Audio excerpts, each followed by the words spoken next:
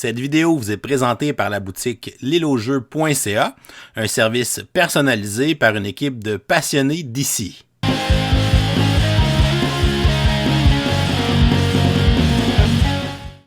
Bonjour chers amis joueurs, ici LP, bienvenue à ce nouvel épisode de Kickstarter 101 Arnaud dans lequel je te présente aujourd'hui le jeu Urtia The Torment of Resurrection. C'est un jeu de Dia Games de 1 à 4 joueurs qui va durer, on dit 30 à 120 minutes par joueur. C'est vrai, surtout si tu regardes 120 minutes par joueur. On dit 14 ans et plus. C'est un jeu qui va revenir bientôt sur Kickstarter. C'est une énorme boîte. Qu'est-ce que c'est, Gaïa? Avant de commencer, je vais indiquer tout de suite par souci d'honnêteté de préciser qu'on nous a fourni une copie. Je pense que c'est le All-in Deluxe pour pouvoir faire cette vidéo-là. On n'est pas payé pour faire la vidéo, mais on a quand même une copie qui nous a été fournie. Fait que garde ça en tête. Donc, qu'est-ce que c'est? Urtia, c'est un jeu que je qualifierais de land crawl, donc un explorateur de monde où on va se promener, on va commencer sur une tuile, on va révéler différentes tuiles, on va avoir des monstres qu'on va pouvoir affronter, des nouveaux qu'on va pouvoir les gagner, des trésors qu'on peut ramasser, de l'équipement qu'on peut trouver, on va développer de nouvelles habiletés, on va tenter de devenir le plus en plus fort possible pour éventuellement aller atteindre l'objectif qui nous est fixé par la mission qu'on va avoir choisie. Il y a 3 modes de jeu. Il y a un mode qui est solo, il y a un mode qui est coopératif, il y a un mode qui est compétitif. À la base, c'est un jeu qui est compétitif, mais des modes ont été ajoutés pour pouvoir le rendre plus versatile. Dans la façon dont je vais t'expliquer le jeu, je vais t'expliquer strictement le mode solo. Je vais faire référence de temps en temps au mode compétitif, au mode coopératif, mais vois cette critique-là dans l'optique d'un joueur solo, est-ce qu'il peut trouver ça intéressant? Puis je ferai des petites comparaisons à la fin là, rapidement quand même pour préciser les autres modes ils fonctionnent comment. Cela étant dit, est-ce que c'est un bon jeu? On l'espère évidemment, on va aller voir ça. Je vais commencer comme d'habitude par t'expliquer comment on installe le jeu. Je t'avertis, c'est un gros jeu. Je vais t'expliquer ensuite comment on y joue le mieux que je peux. C'est un jeu qui a quand même pas mal de règles. Là, je te garantis pas, je ne ferai pas une petite erreur à gauche à droite. Et je reviens à la fin te dire ce que j'en ai pensé. Donc allons-y, lançons-nous dans la mise en place. Première chose qu'on va faire, c'est qu'on va aller se choisir notre scénario. Fait qu'on a dans le jeu un livret de scénarios dans lequel il y a 8 scénarios qui ont chacune des petites particularités. Moi, je vais vous montrer un petit peu le scénario de Hunt, qui est le scénario de base, qui est censé durer une trentaine de minutes par joueur et qui a une difficulté de normal. Certains scénarios vont avoir des difficultés qui vont être changées. Lui, par exemple, on peut jouer hard, héroïque, normal, il dure un petit peu plus longtemps, ainsi de suite. Et une des premières choses qu'on va avoir à faire, c'est d'aller construire notre réserve de tuiles pour la partie. On voit que moi, je joue une partie en solo, donc je vais toujours avoir à aller dans chaque série de tuiles, aller voir la ligne pour un joueur. Si je jouais de 2 à 4 joueurs, si j'étais à 4 par exemple, ben pour cette série de tuiles-là, j'aurais à prendre 3 de chapitre 1, 3 de chapitre 2, 3 de chapitre 3. Ici, j'aurais à prendre 1, 1, 2, puis celui-là, j'aurais à prendre 6, 5, 4. Dans mon cas, je vais en prendre 2 de chaque chapitre pour la première partie, 1 de chaque chapitre pour la deuxième partie, et 3, 3 et 2 pour la troisième type de tuiles. Ça, ces tuiles-là, dans le fond, c'est des symboles qu'on va retrouver dans le bas des tuiles, comme ça, ici. Fait qu'on voit l'espèce de petit triangle comme ça ici, où je peux avoir le petit triangle avec les 2 crochets, où je peux avoir le petit triangle avec les 2 autres espèces de petits triangles comme ça ici. Fait qu'on va aller chercher ces tuiles-là, les prendre au hasard. Je vous précise tout de suite que dans les parties solo, on me dit que pour ce type de tuiles-là, je vais avoir à prendre des tuiles spécifiques. C'est pour ça qu'il y a une petite étoile. Fait que dans le livret de règles, on me dit selon les chapitres, on va chercher spécifiquement ces 2 tuiles-là, ces 2 tuiles-là, ces 2 tuiles-là pour cette série de tuiles-là. Et on a beaucoup de tuiles possibles. Fait que juste dans la série de tuiles qui ont simplement le petit triangle comme ça, j'ai des tuiles de chapitre 1, de chapitre 2, de chapitre 3, 4 et 5, selon le scénario que je suis en train de mettre en place. Fait que dans mon cas, ma pile va ressembler à ceci. Il y a une tuile dans un scénario qui est la tuile de l'église qui va être notre tuile de départ. Celle-là, on peut la révéler immédiatement. Mais sinon, j'ai pris justement mes tuiles qui avaient les petits symboles qui étaient demandés, qu'on voit, comme je disais toujours, dans le bas de la tuile. Fait que je les prends ensemble. Je vais brasser les 1 ensemble, je vais brasser les 2 spécifiquement ensemble, je vais brasser les 3 spécifiquement ensemble. Puis une fois que c'est tout brassé, je vais construire une pile en faisant 3 par-dessus le 2, par-dessus le 1. Et ça, on va se garder ça proche de la surface de jeu. Quand je vais explorer, c'est là-dedans que je vais piger. Maintenant, allons voir la mise en place individuelle d'un joueur. Ça ressemble à quoi? Chaque joueur va avoir à se choisir, évidemment, l'un des personnages qui est fourni dans le jeu. Dans ce cas-ci, on va faire un exemple solo avec Dral. Et il va avoir sa mise en place initiale. Qu'est-ce qu'on a dans la mise en place? Premièrement, Dral va venir avec un paquet de tuiles qui vont ressembler à ceci. Chaque joueur va venir avec des tuiles comme ça. La plupart de ces tuiles-là vont avoir un chiffre qui est imprimé dessus, 12, 9, ainsi de suite. On s'assure qu'on les a mis en ordre croissant. Fait que les plus petits chiffres sur le dessus, ça va aller 2, 4, 6, 9, 12, ainsi de suite. Puis le plus gros chiffre qui est 40 ou 45, 40 sur la fin de la pile. Certaines tuiles, on va me dire, ne l'utilise que si tu joues une partie à 2, à 3 ou à 4. Fait que dans mon cas, comme je joue une partie solo, cette tuile-là, je peux l'enlever. Ça, on va se garder ça de côté, mais toutes les tuiles qui n'ont pas de chiffres, ce sont mes tuiles de départ. Fait que celles-là, je vais pouvoir les révéler. Et selon l'icône qu'il y a en bas à droite, on voit ici qu'il y a une icône d'épée, je vais aller pouvoir le placer sur mes tuiles qui sont réservées à ces icônes-là et qui sont présentement disponibles. Je sais qu'elles sont disponibles parce que je n'ai pas de coût sur cette tuile-là. On voit que les tuiles, les espaces qui sont ici, j'aurai à payer des coûts, des ressources pour pouvoir installer des objets, des pouvoirs, etc. Fait que comme celui-là, il y a le symbole d'épée, je pourrais aller le placer sur cette case-là qui a le symbole d'épée, ou sur cette case-là qui a également le symbole d'épée.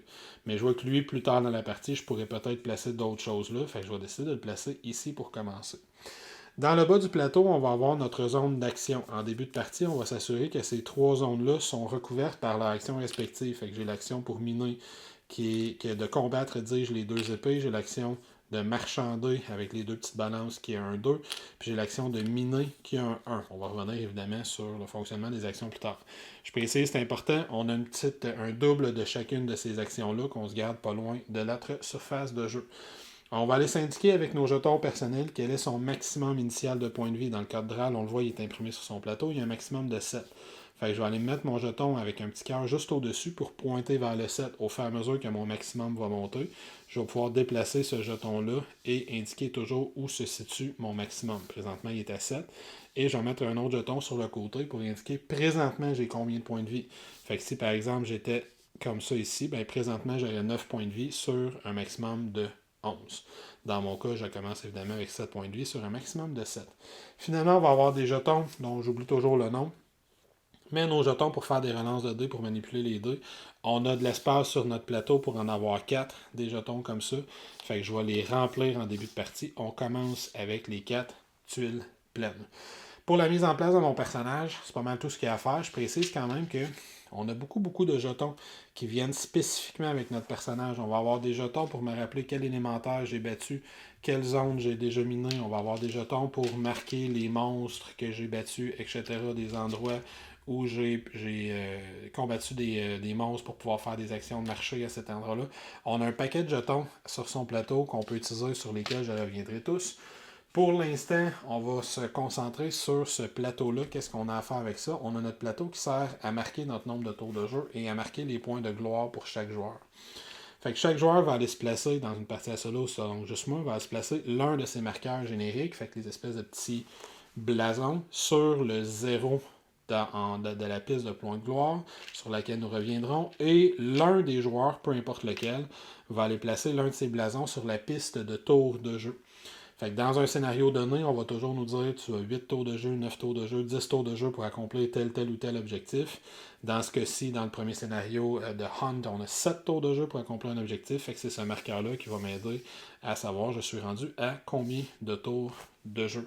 Pour ce plateau-là, on peut le mettre de côté. Je vais juste dire qu'on a des petits jetons comme ça si jamais j'explose le 50 points de victoire en fin de partie. J'ai un petit jeton comme ça que je peux mettre en dessous de mon blason pour m'en rappeler.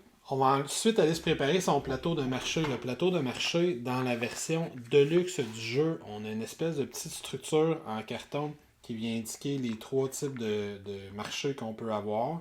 On a un plateau pour aller placer notre structure qui ressemble à ceci. Fait qu'on va simplement brasser toutes les tuiles et aller les mettre dans la zone qui leur correspond. Fait que toutes ces tuiles-là, je vais les brasser et les mettre dans cette tuile-là. Ça se brasse très bien, soit dit en passant, une quantité astronomique de tuiles comme ça. Par contre, ça fait une belle variété au niveau de l'équipement qu'on peut avoir.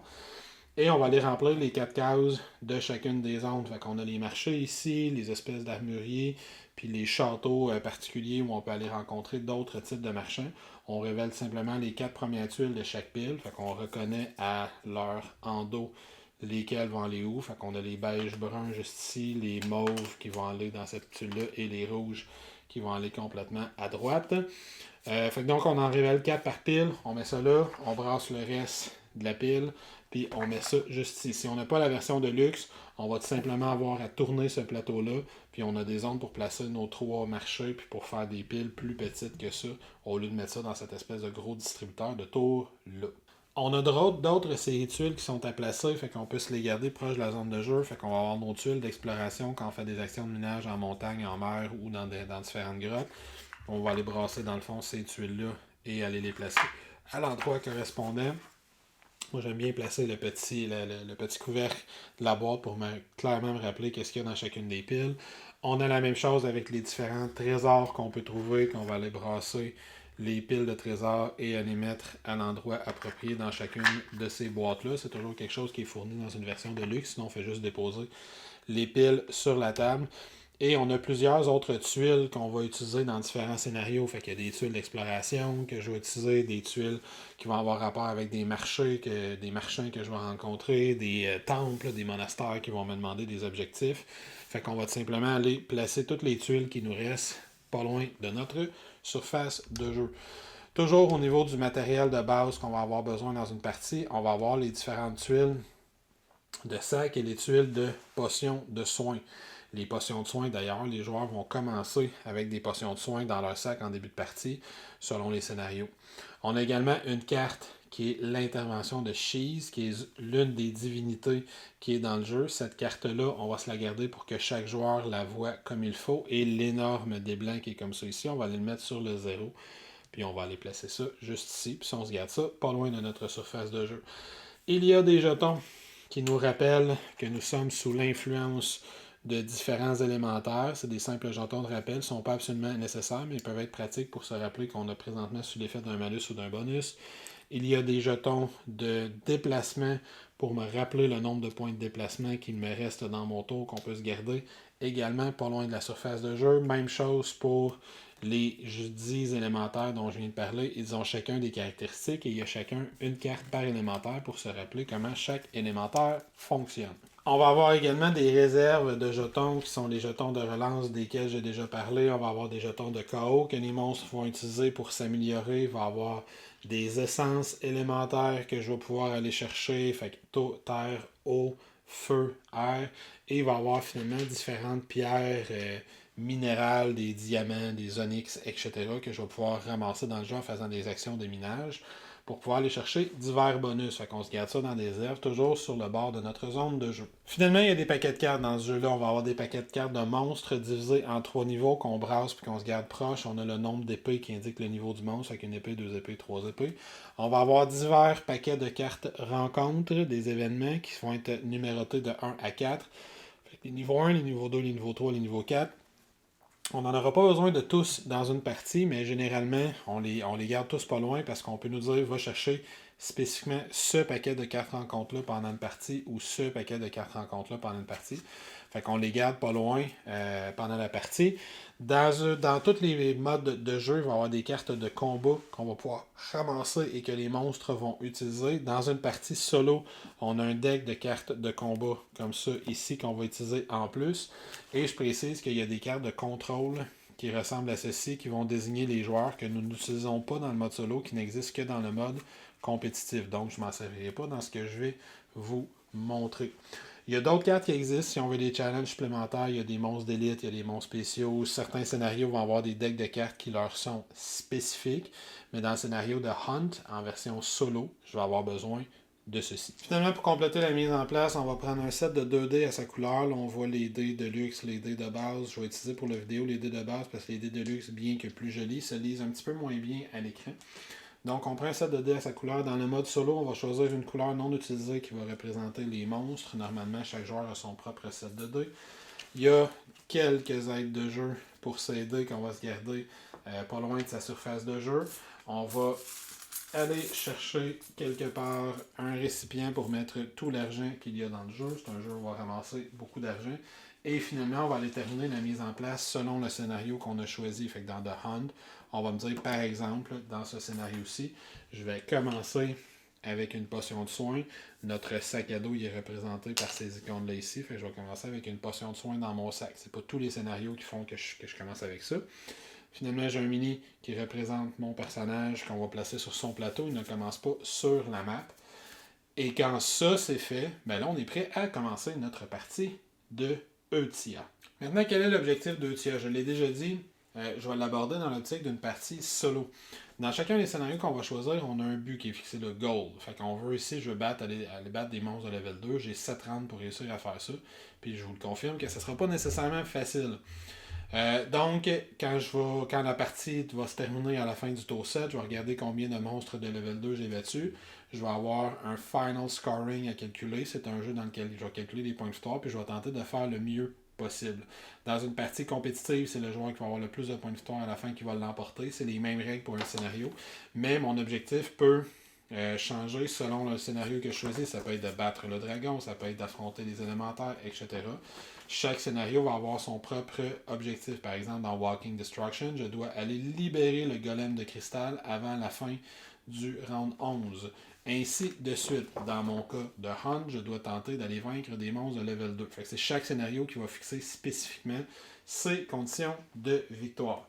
Je rappelle que dans chaque scénario, on va utiliser cette espèce de plateau-là pour les compter, les tours de jeu, justement. Fait qu'à la fin du 7e tour de jeu, je vais compter mes points de victoire et je tenterai d'en avoir le plus possible.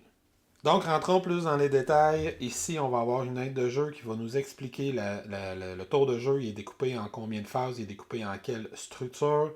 On va avoir une phase de début de tour, il y a la phase de chacun des tours des joueurs. Là. Dans ce cas-ci, on a une partie solo, donc un seul tour de joueur. Phase de fin de tour, puis il y a certaines conditions vérifiées en fin de partie. Si on commence dans le détail, en prenant ça une par une, commençons par la phase Beginning of each round. Donc, au début de chaque tour, on a 3 choses qu'on doit faire. Premièrement, on va aller se placer un jeton de Mining, Combat and Trade sur son plateau de jeu. Ça, ce que ça veut dire, ça fait référence au bas de notre plateau de jeu, juste ici. Au fur et à mesure qu'on va prendre nos actions, ces jetons-là, on va avoir à les dépenser potentiellement, qu'on s'en ait gardé un en réserve, juste comme ça, ici. C'est pour ça qu'on a des réserves sur le côté. Fait qu'au début de chaque tour de jeu, très important, on va aller prendre un jeton de chaque type, qu'on va aller se replacer sur sa zone de jeu. Fait que ça va nous redonner accès à nos 3 actions pour le tour. Deuxième chose qu'on va faire, c'est qu'on va aller remettre en position correcte toutes les habiletés qui ont une habileté de type Exhaust. Fait que certaines habiletés du jeu vont pouvoir avoir potentiellement des effets. Par exemple, celui-là ici va me donner un point de mouvement de plus si j'ai ces bottes-là présentement en stock. Fait que quand je vais utiliser ce point de mouvement-là, je vais avoir eu à l'exhaust, à le mettre sur le côté. Donc, dans ma phase de début de tour de jeu, je vais réinitialiser ce genre de tuiles-là. Je vais également avoir différentes tuiles qui sont des petites pierres, comme on l'a vu dans l'exemple précédent. Fait que si j'ai cette botte-là, potentiellement que je vais avoir une pierre qui est dessus, qui va me donner un bonus quelconque. Certains de ces bonus-là vont s'utiliser. Quand je vais les utiliser, je vais avoir à tourner le jeton pour indiquer qu'il est utilisé. Fait qu'au début de chaque tour de jeu, je vais avoir à le remettre en position initiale pour indiquer que ce bonus-là redevient disponible. Une fois qu'on a donc retourné sur sa face active toutes nos gemmes qu'on a, une fois qu'on a remis de façon droite toutes les tuiles qu'on a pu voir, une fois qu'on a pris tous nos jetons d'action pour le tour, ben là on arrive dans notre phase de tour en tant que tel. Quand on arrive au cœur de la phase du tour d'un joueur, on va survoler pour voir comment ça fonctionne, puis on va rentrer dans le détail des 4 actions qu'on peut prendre dans ce tour-là. Je dis 4 actions, mais en fait, dans le cœur du jeu en tant que tel, on en a 3. Fait que dans notre tour de jeu, on va avoir 3 actions qui sont représentées par ces jetons-là. On va avoir l'action pour miner, qui a 1 point de déplacement et le fait de miner. On va avoir l'action de marchander avec les différents lieux qu'on va trouver, qui a 2 points de mouvement et l'action de marchander. Et on va avoir l'action de combat, juste ici, qui a 3 points de mouvement et le combat. Dans notre tour de jeu, on va avoir le choix entre se déplacer, faire l'action pour miner, faire l'action pour marchander ou faire l'action pour combattre. Si on décide qu'on se déplace, on va avoir à sacrifier l'une ou plusieurs des autres actions pour les transformer en points de mouvement. C'est ça la petite valeur en mouvement qu'il y a ici. Fait que, par exemple, dans mon premier tour de jeu, on va toujours commencer par apparaître sur l'église qu'il y a gratuitement pour initier le tour de jeu. Fait que si on joue à plusieurs, le premier joueur va s'en aller dans une certaine direction, puis les autres joueurs vont apparaître sur l'église. Mais ensuite, je vais avoir à décider qu'est-ce que je veux faire. Je pourrais dire, par exemple, ben, tiens, je vais sacrifier ce jeton de marchandise-là, puis il va me donner 2 points de mouvement. Si on veut se rappeler ces points de mouvement, on a différents jetons comme ça qu'on peut utiliser. C'est à ça qu'ils servent. Fait que je peux dire, ben tiens, je vais me prendre 2 points de mouvement. Fait que là, j'ai ça à dépenser dans mon tour. Je pourrais dépenser 1 point de mouvement pour commencer à me déplacer. Si je peux, puis je pourrais plus tard dans mon tour de jeu redépenser ce jeton-là pour me redonner 3 autres points de mouvement et ainsi continuer à me déplacer. Fait que le tour va fonctionner comme ça jusqu'à temps qu'on dépense ces 3 actions. On a le droit de dépenser 2 des 3 actions. Fait que dans mon tour de jeu, je pourrais dire, ben tiens, je vais prendre celui-ci pour me déplacer de 3. Ensuite, je vais faire une action de marcher, mais sans utiliser le déplacement. Et mon action de minage, j'en ai pas de besoin, fait que je vais la garder de côté. Quand au prochain tour de jeu, on va réinitialiser nos jetons d'action, comme je l'ai déjà dit, ben, je vais replacer chacune des actions que je peux avoir sur mon plateau de jeu, mais je vais mettre garder mon action de minage. Fait que j'ai fait 2 actions ce tour-ci, mais j'en ferai 3 au prochain tour. Donc, en résumé, avant que je rentre dans le détail, je vais commencer par expliquer le mouvement, ensuite miner, marchander et combattre. Mais pour résumer cette partie-là, on a 3 actions disponibles, 3 jetons d'action qui sont disponibles dans notre tour de jeu. Mais chacun de ces jetons d'action-là, je peux l'échanger à la place de le faire contre des points de mouvement. Fait que pour chaque jeton, soit je vais aller chercher le point de mouvement qui sont donnés par le jeton, soit je vais faire l'action qui est donnée par ce dit jeton. Commençons par le déplacement. Disons que pour mon premier tour de jeu, je décide donc d'utiliser mon jeton de marcher, de marchander. Je vais le dépenser. Je vais donc gagner 2 points de déplacement. Je peux me ramasser des jetons si je veux être sûr de me rappeler ce que je dois faire, parce que si je suis interrompu par quelque chose, peut-être que je ne me rappellerai plus combien il me reste de points de déplacement. Et je commence à les utiliser. Dans ce jeu-là, on va se déplacer en suivant les différents hexagones. Chaque tuile est composée de 3 hexagones qui se touchent l'un l'autre. Et certains grands bâtiments, l'église en est un, va être au centre de la tuile. Fait que je suis considéré comme étant sur un 4e emplacement sur cette tuile-là. Fait que pour un premier point de déplacement, je pourrais m'en aller dans la direction de mon choix. Dès qu'on touche, fait que disons par exemple que je m'en vais juste ici, dès qu'on touche une zone qui touche à la frontière de ce qu'on a trouvé jusqu'à maintenant, on va avoir à aller piger de nouvelles tuiles pour créer cette carte-là au fur et à mesure qu'on l'explore. Dans ce cas-ci, j'aurai à remplir toutes les tuiles autour de moi en pigeant à partir de la réserve que j'ai déjà préparée. Fait que je vais donc piger la première tuile de niveau 1. Je vais avoir à m'assurer que la flèche pointe vers le haut, donc la même orientation que les autres. Et je vais avoir à aller la placer en décidant d'avance où je vais l'avoir placée. Fait que disons, tiens, par exemple, je vais explorer cette zone-là. Et on continue à le faire. Fait que là, ici, on voit que j'ai encore un espace là, donc je vais avoir à révéler juste ici. Et je suis encore adjacent à un espace vide. Fait que je vais avoir à révéler une nouvelle tuile. Puis à remplir ça ici. Là, évidemment, il y a beaucoup d'informations qui peuvent apparaître au fur et à mesure qu'on explore. Fait que regardons mes petites règles de déplacement. Qu'est-ce qu'il va y avoir par rapport à ça? S'il y a des endroits qui ont des symboles d'ennemis comme ça ici, c'est des endroits que je ne pourrais pas, sur lesquels je ne pourrais pas me déplacer sans déclencher un combat. Nous reviendrons dans quelques instants voir le combat fonctionne comment. Certains lieux vont me permettre de marchander. Juste ici, par exemple, j'ai un marché. C'est ça que ce petit symbole-là représente. Par contre, pour accéder à ce marché-là, j'aurai à vaincre le monstre qui est ici. Certains lieux vont avoir l'icône de trésor que j'ai déjà montré. Certains lieux vont me permettre de miner, etc., etc. Au niveau de la mise en place, quand on révèle de nouvelles tuiles, l'une des choses à laquelle il faut porter attention, c'est est-ce qu'il y a des tuiles qui ont un point d'interrogation comme ça ici. Ça veut dire qu'à cet endroit-là, il va y avoir un événement, il va y avoir une rencontre que je peux faire. Et, je l'ai déjà dit, c'est pour ça qu'on a préparé ces decks de rencontres-là. Fait à chaque fois qu'on révèle un icône comme celui-là, on va aller s'assurer qu'on va chercher tout le deck de cartes qui correspond à cette icône-là. Fait que par exemple, dans ce cas-ci, on voit là, ça c'est plus le même icône. J'ai d'autres icônes que je pourrais croiser au fur et à mesure que j'explore les tuiles de niveau 1. Mais dans ce cas-ci, dans mes tuiles de niveau 1, j'ai trouvé cette icône-là. Je le sais que je devais chercher dans le numéro 1, dans ma pile de rencontre numéro 1, étant donné que la tuile elle-même est de niveau 1. Donc dans ma pile de rencontre événement, ça va avoir référence au niveau 1. Dans ce cas-ci, une fois qu'on va avoir notre deck de cartes, il va falloir retirer ou prendre un certain nombre de cartes selon le nombre de joueurs que j'ai.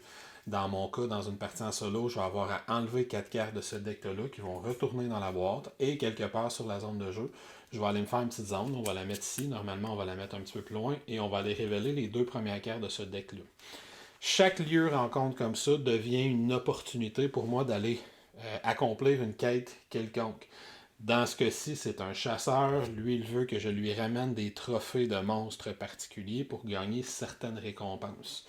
D'autres tuiles que je vais trouver plus tard vont avoir potentiellement d'autres effets. Ici, on va avoir un deck de cartes différent qu'il va falloir que je mette en jeu puis que je fasse la même chose. C'est un deck de cartes que je vais trouver dans ma pile de cartes niveau 2. Et lui, il va me demander d'autres types de choses à aller lui porter. Mais ces lieux-là, donc, ça va être des endroits où on va pouvoir aller chercher de la gloire, des récompenses, etc. Les autres règles qu'il va avoir par rapport au déplacement, donc là on se rappelle qu'il me restait un point de déplacement, fait qu'avec mon dernier point de déplacement, les options que j'aurais, je pourrais retourner à l'église si je le veux, je pourrais aller juste ici, si je vais ici, j'aurais à révéler des nouvelles tuiles pour faire tout le tour, je pourrais continuer par ici, puis là si je fais ça, je vais avoir à révéler la tuile qui est là, fait que j'aurais à révéler une nouvelle tuile comme ça, qui ressemble juste à ceci, ou je pourrais potentiellement aller juste ici. Pour avoir le droit d'aller sur une zone qui va déclencher un combat, fait que je décide de me déplacer dans la forêt ou que je décide de me déplacer sur le marché. C'est une zone qui va déclencher un combat, mais je dois avoir mon action de combat encore disponible. Si je ne peux pas dépenser mon action de combat après mon déplacement, je ne peux pas me déplacer dans un lieu où il va y avoir un combat. Dernière chose que je vais dire pour l'instant pour le mouvement, c'est que là, vous aurez compris qu'il y a 2 dernières choses que je vais dire. Premièrement, vous aurez compris qu'il y a beaucoup de zones bloquées en début de partie. Fait qu'on voit que je ne peux pas traverser cette ligne-là de 3 ennemis tant que j'en aurais pas battu au moins des 3. Même chose ici, on voit que j'ai 3 ennemis comme ça. Si je vais aller explorer dans cette zone, dans cette direction-là, j'aurai à vaincre certains de ces ennemis. Au fur et à mesure qu'on va battre des ennemis, on va aller mettre des jetons sur le plateau de jeu pour se rappeler que ces ennemis-là ont été battus. Fait que si je tue cet ennemi-là, je vais mettre un jeton de ma couleur, me rappelant que j'ai tué cet ennemi-là. Ça va m'aider dans mon décompte de fin de partie également pour mes points de victoire. Puis à partir de ce moment-là, on considère qu'il n'y a plus rien sur cette tuile-là. Même chose dans les zones de marché, c'est un icône différent que je vais mettre. C'est une zone où j'ai libéré ce marché-là. Je peux donc aller faire affaire avec ce marché-là. Fait que ces tuiles-là, ces jetons-là, vont faire référence à ceci. Dernière chose que je vais dire, c'est là on l'a vu en révélant l'une des tuiles, j'ai trouvé un élémentaire. Les élémentaires, on va avoir des cartes qui vont venir avec les élémentaires, fait qu'on va pouvoir les sortir quand on rencontre l'élémentaire approprié. J'ai rencontré un élémental de terre. L'élémental de terre, on voit qu'il y a une petite flèche autour, fait qu'il affecte toutes les tuiles qui sont autour de lui et il donne un effet particulier dans le cas de l'élémental de terre, c'est qu'il donne un bonus au combat, aux vilains et aux héros. Fait que tant que je suis dans sa zone d'influence, je peux utiliser ce jeton-là, mettre ça sur ma fiche pour me rappeler qu'il y a ça. On y reviendra quand je vais faire les jets de combat pour voir comment ça fonctionne. Il y a plusieurs actions gratuites qui vont m'être données pendant mon déplacement. Ça, je vais toutes les passer une par une fois que je vais avoir expliqué les actions principales.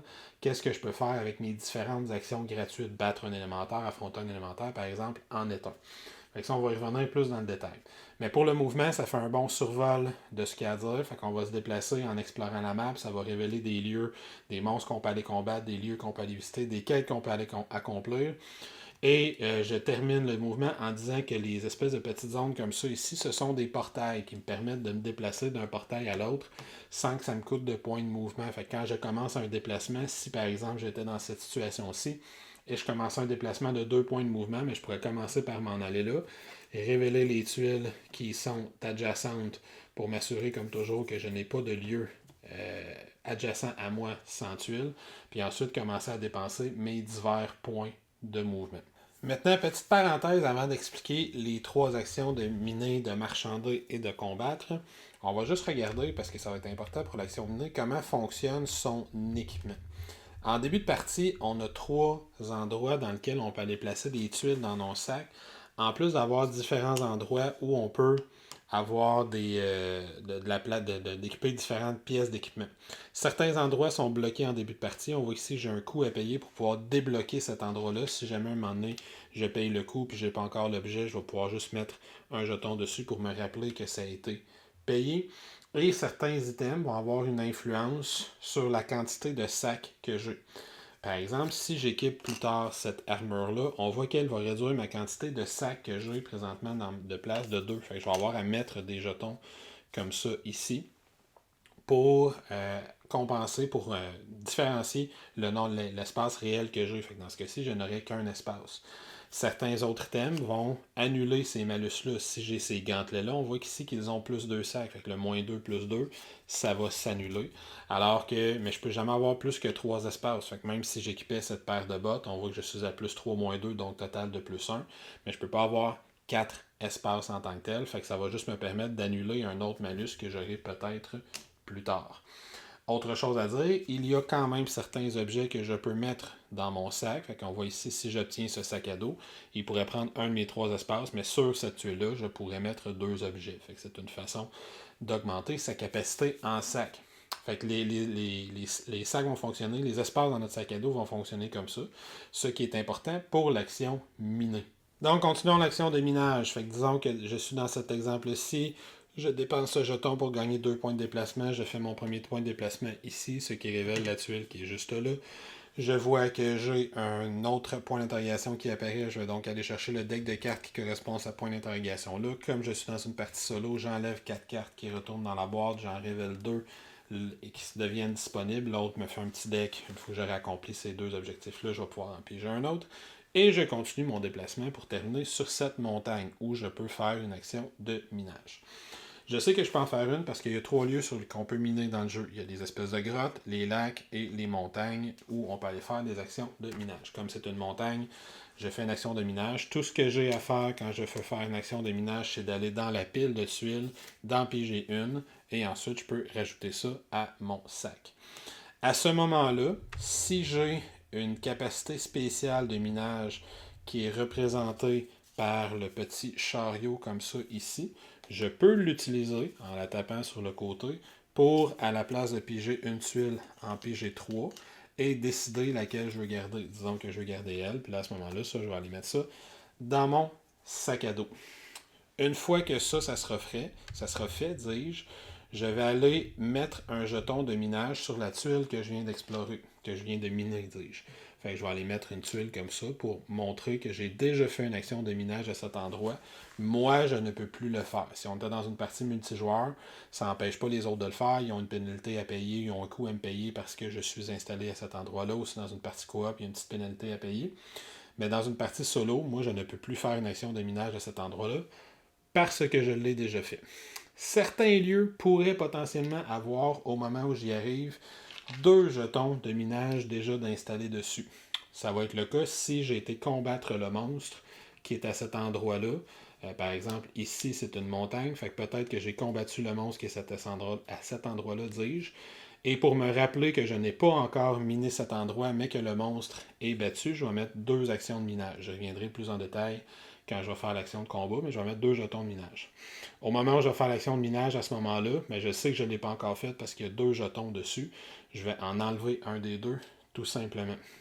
À ce moment-là, comme il ne reste qu'un jeton, je sais que j'ai déjà fait une action de mine sur ce lieu-là, fait que je ne peux plus en faire du restant de la partie. Fait qu'au fur et à mesure que ça va avancer, il va y avoir de plus en plus de lieux qui vont être identifiés avec des actions de mine, indiquant que j'ai déjà été miné à ces endroits-là. Puis ça va être tout aussi vrai quand je commencerai à trouver des tuiles sur lesquelles il y aura de l'eau. Le principe reste le même. Si je vainc le monstre qui s'y trouve, je vais donc mettre 2 jetons de mine. Et ensuite, une fois que je vais avoir miné à cet endroit-là, je vais en enlever un des 2 pour me rappeler que c'est déjà fait. La seule différence ici, c'est que comme je suis sur une tuile d'eau, c'est dans la pile de tuiles d'eau que je vais piger pour savoir qu'est-ce que j'ai trouvé dans cette action de minage. La deuxième action possible qu'on peut faire, c'est de marchander. Il faut évidemment avoir encore son jeton de marchandage disponible dans un tour pour pouvoir la faire. Et il y a 3 lieux sur lesquels on peut marchander. Il y a les marchés en tant que tels, il y a les laboratoires d'alchimie, et il y a je pense que ça s'appelle les Dragon Slayer Tower, quelque chose comme ça, qui est cette icône-là juste ici. Si on n'est plus sûr, sur le plateau sur lequel on a nos zones de marché, mais on a les 3 icônes qui sont dessus. Pour pouvoir marchander, il faut que la zone soit libérée. Toutes les tuiles où on peut marchander sont toujours occupées par des monstres en début de partie, comme on le voit ici, ici, et si c'est sur une tuile où il y a un Dragon Slayer Tower, ça peut être n'importe laquelle des 3 tuiles. Les Dragon Slayer Towers, je l'ai déjà dit, ce sont des gros lieux qui sont à l'intérieur d'une tuile hexagone. Fait que pour m'y déplacer, j'aurai à prendre un point de déplacement de plus pour passer de la périphérie de l'hexagone au centre de la tuile, dis-je. Pour pouvoir donc négocier, on doit avoir libéré la case elle-même ou avoir libéré la tuile au complet dans le cas des Dragon Slayer Tower. Fait que j'aurai à vaincre le monstre qui est là pour pouvoir aller négocier avec le marchand qui se trouve à l'intérieur de cette tour-là. Donc, si on bat un de ces monstres-là, peu importe lequel, on va mettre un de ces jetons de marché, de marchandage qu'on a dans notre petite réserve personnelle, fait que ces jetons-là, pour se rappeler qu'à partir de maintenant, nous, on peut aller négocier, on peut aller marchander à cet endroit-là. Si on est dans une partie multijoueur, les autres joueurs vont avoir une pénalité à payer parce que c'est pas eux qui ont libéré cette case-là. Nous, on va pouvoir toujours y aller gratuitement. Maintenant, de quelle façon peut-on négocier en tant que tel? Bien évidemment, d'abord et avant tout, on peut acheter et vendre des objets quand on est dans un lieu de marché comme ça. On peut en acheter ou vendre autant qu'on veut, tant qu'on a les sous pour le faire. Le coût d'achat il est indiqué dans le cercle en bas à gauche, puis ce qui est en parenthèse, c'est le coût de vente. Fait que si je veux acheter ce collier, il va me coûter 3 sous, et si plus tard je veux le revendre, bien, il va me rapporter également 3 sous, tandis que ce pendentif-ci va me coûter 6 sous à acheter, mais si je le revends un jour, je ne vais le revendre que 3 sous. Je peux également dans chaque lieu me guérir. Fait que selon le lieu dans lequel je suis, moi présentement je suis dans un lieu d'alchimiste, je peux me guérir de 8 points de vie en dépensant 1 sou. Ça serait 12 si j'étais dans un Dragon Slayer, 5 si j'étais dans un marché ordinaire. Et dans le Dragon Slayer Tower, je peux également acheter des Gar tokens, les jetons qui me permettent de faire des relances pour le coût d'1 sou chacun. Les lieux me permettent également d'acheter les potions de soins. Ils vont me coûter 1 sou si je les achète. Je peux en mettre dans mon sac puis je vais pouvoir les utiliser en combat pour me guérir. Principalement au niveau de la négociation, de la vente, ça fait partie des choses que je peux faire. C'est également quand je vais arriver dans une zone de marchandage comme ça que je pourrais potentiellement vendre les objets que je vais avoir trouvés lors de mes aventures. Fait qu'on voit qu'avec mes différentes actions de minage, j'avais trouvé ces pierres précieuses-là. Fait qu'au moment de la vente, là, j'aurais à décider qu'est-ce que je ramasse. Est-ce que je fais 2 sous et 1 point de gloire ou je fais 2 pierres noires, 2 pierres précieuses de jet? Est-ce que je fais 2 sous et 2 points de gloire ou je fais 2 rubis? Fait que j'aurai à décider pour chacun des trucs que je vends quelle récompense je vais avoir. Si je fais des points de gloire, ben, j'aurai tout simplement à aller les marquer sur ce plateau-là. Fait que je vais tout simplement avancer si je décide de faire quelques points de gloire selon le nombre de points que je fais. Et si je fais des sous, ben, je vais tout simplement les prendre, les rajouter à ma réserve. L'autre option très importante que je vais avoir de disponible pendant une action de marchandage, c'est de débloquer mes nouvelles tuiles de personnages. Les tuiles qu'on a mis de côté, qui sont mes nouveaux pouvoirs que je peux aller chercher au fur et à mesure que la partie va avancer. Ça, de la façon que ça va fonctionner, c'est que si je suis présentement en train de faire une action de marchandage, en plus de vendre ou d'acheter autant de trucs que je veux, en plus de vendre mes minerais, de faire de la gloire, ainsi de suite, je vais aller vérifier où j'en suis dans mes points de gloire. Et on voit qu'à certaines tranches, 2, 4, 6, ensuite c'est 9, 12, 15, 18, il y a des petits livres qui sont indiqués. Ça indique que quand j'arrive, quand je franchis ce point-là, quand je l'atteins, je vais pouvoir, lors de ma prochaine action de marchandage, débloquer de nouvelles tuiles. Peu importe le nombre de tuiles que je débloque, ça va me coûter une pièce d'or. Fait que dans mon cas, même si j'ai pas encore fait l'action de marchandage depuis le début de la partie et je suis rendu à 6 points de gloire, je peux payer une pièce d'or pour aller débloquer mes tuiles de niveau 2, mes tuiles de niveau 4 et mes tuiles de niveau 6. À ce moment-là, immédiatement, j'aurai à choisir pour chaque niveau l'une des 2 tuiles et l'autre, je vais la remettre dans la boîte. C'est celle-ci que je vais avoir disponible pour cette partie. Fait que peut-être que j'aurai celle-ci. Pour mon niveau 4, peut-être que je vais choisir l'option Scout. Et pour mon niveau 6, je vais choisir le bâton qui est comme ça, juste ici. Certaines tuiles sont des habiletés, elles vont être représentées par le fait qu'elles sont à ma couleur. D'autres tuiles seront des items, vont être représentées par la couleur qui ressemble à mon item de base. Et je vais généralement avoir l'icône de l'item en bas à droite. Et ensuite, je pourrai, si je le veux, les attribuer à différentes cases d'habileté de mon plateau personnel. Vous aurez remarqué que certaines cases sont bloquées. Pour les débloquer, pendant une action de marchand, je vais pouvoir payer ce qui est demandé sur la tuile pour la débloquer. Ça fonctionne de la même façon pour débloquer mes tuiles d'équipement. Fait que si j'ai l'intention éventuellement de m'acheter une paire de jambières, peut-être que je vais vouloir payer 7 sous pour avoir la paire de jambières, plus 1 sou pour pouvoir débloquer cette tuile-là, puis je vais pouvoir la mettre juste ici. Si je débloque une tuile puis j'ai pas encore de trucs à mettre dessus, je peux mettre un petit jeton comme ça pour me rappeler qu'elle est débloquée pour plus tard. Et de l'autre côté, on voit que je peux également payer avec différentes essences élémentaires que je vais trouver en battant les éléments. Fait que si j'ai présentement une essence élémentaire de terre dans mon sac, ben, je pourrais dépenser cette essence de terre-là plutôt que de payer 4 sous pour débloquer cette tuile-là. On voit que cette tuile-là a la petite icône de sphère en bas à droite. Ça veut dire que je vais pouvoir équiper des pouvoirs qui ont la même icône ici. Fait que peut-être que je pourrais faire ça. Je pourrais faire ça en payant mon essence de terre. Et je pourrais équiper ça ici parce qu'il y a la petite icône qui correspond juste ici. Fait que je suis rendu avec un bâton clouté, j'ai l'habileté Furious Charge et j'ai l'habileté Scout. Certaines habiletés vont me donner des pouvoirs. Dans ce cas-ci, on voit que je peux avoir un point de déplacement gratuit par tour. Quand j'utilise le pouvoir, ça va me permettre, je vais juste taper la tuile pour indiquer que je l'utilise. Fait que ça va me permettre de me déplacer plus tard dans la partie. Les petites précisions au niveau des pouvoirs, c'est super important. Peu importe combien de tuiles je révèle, ça me coûte 1 sou révéler toutes les tuiles. Fait que si j'ai été dans une action de marchandise alors que j'avais 2 points de gloire, ben j'ai révélé juste les tuiles niveau 2.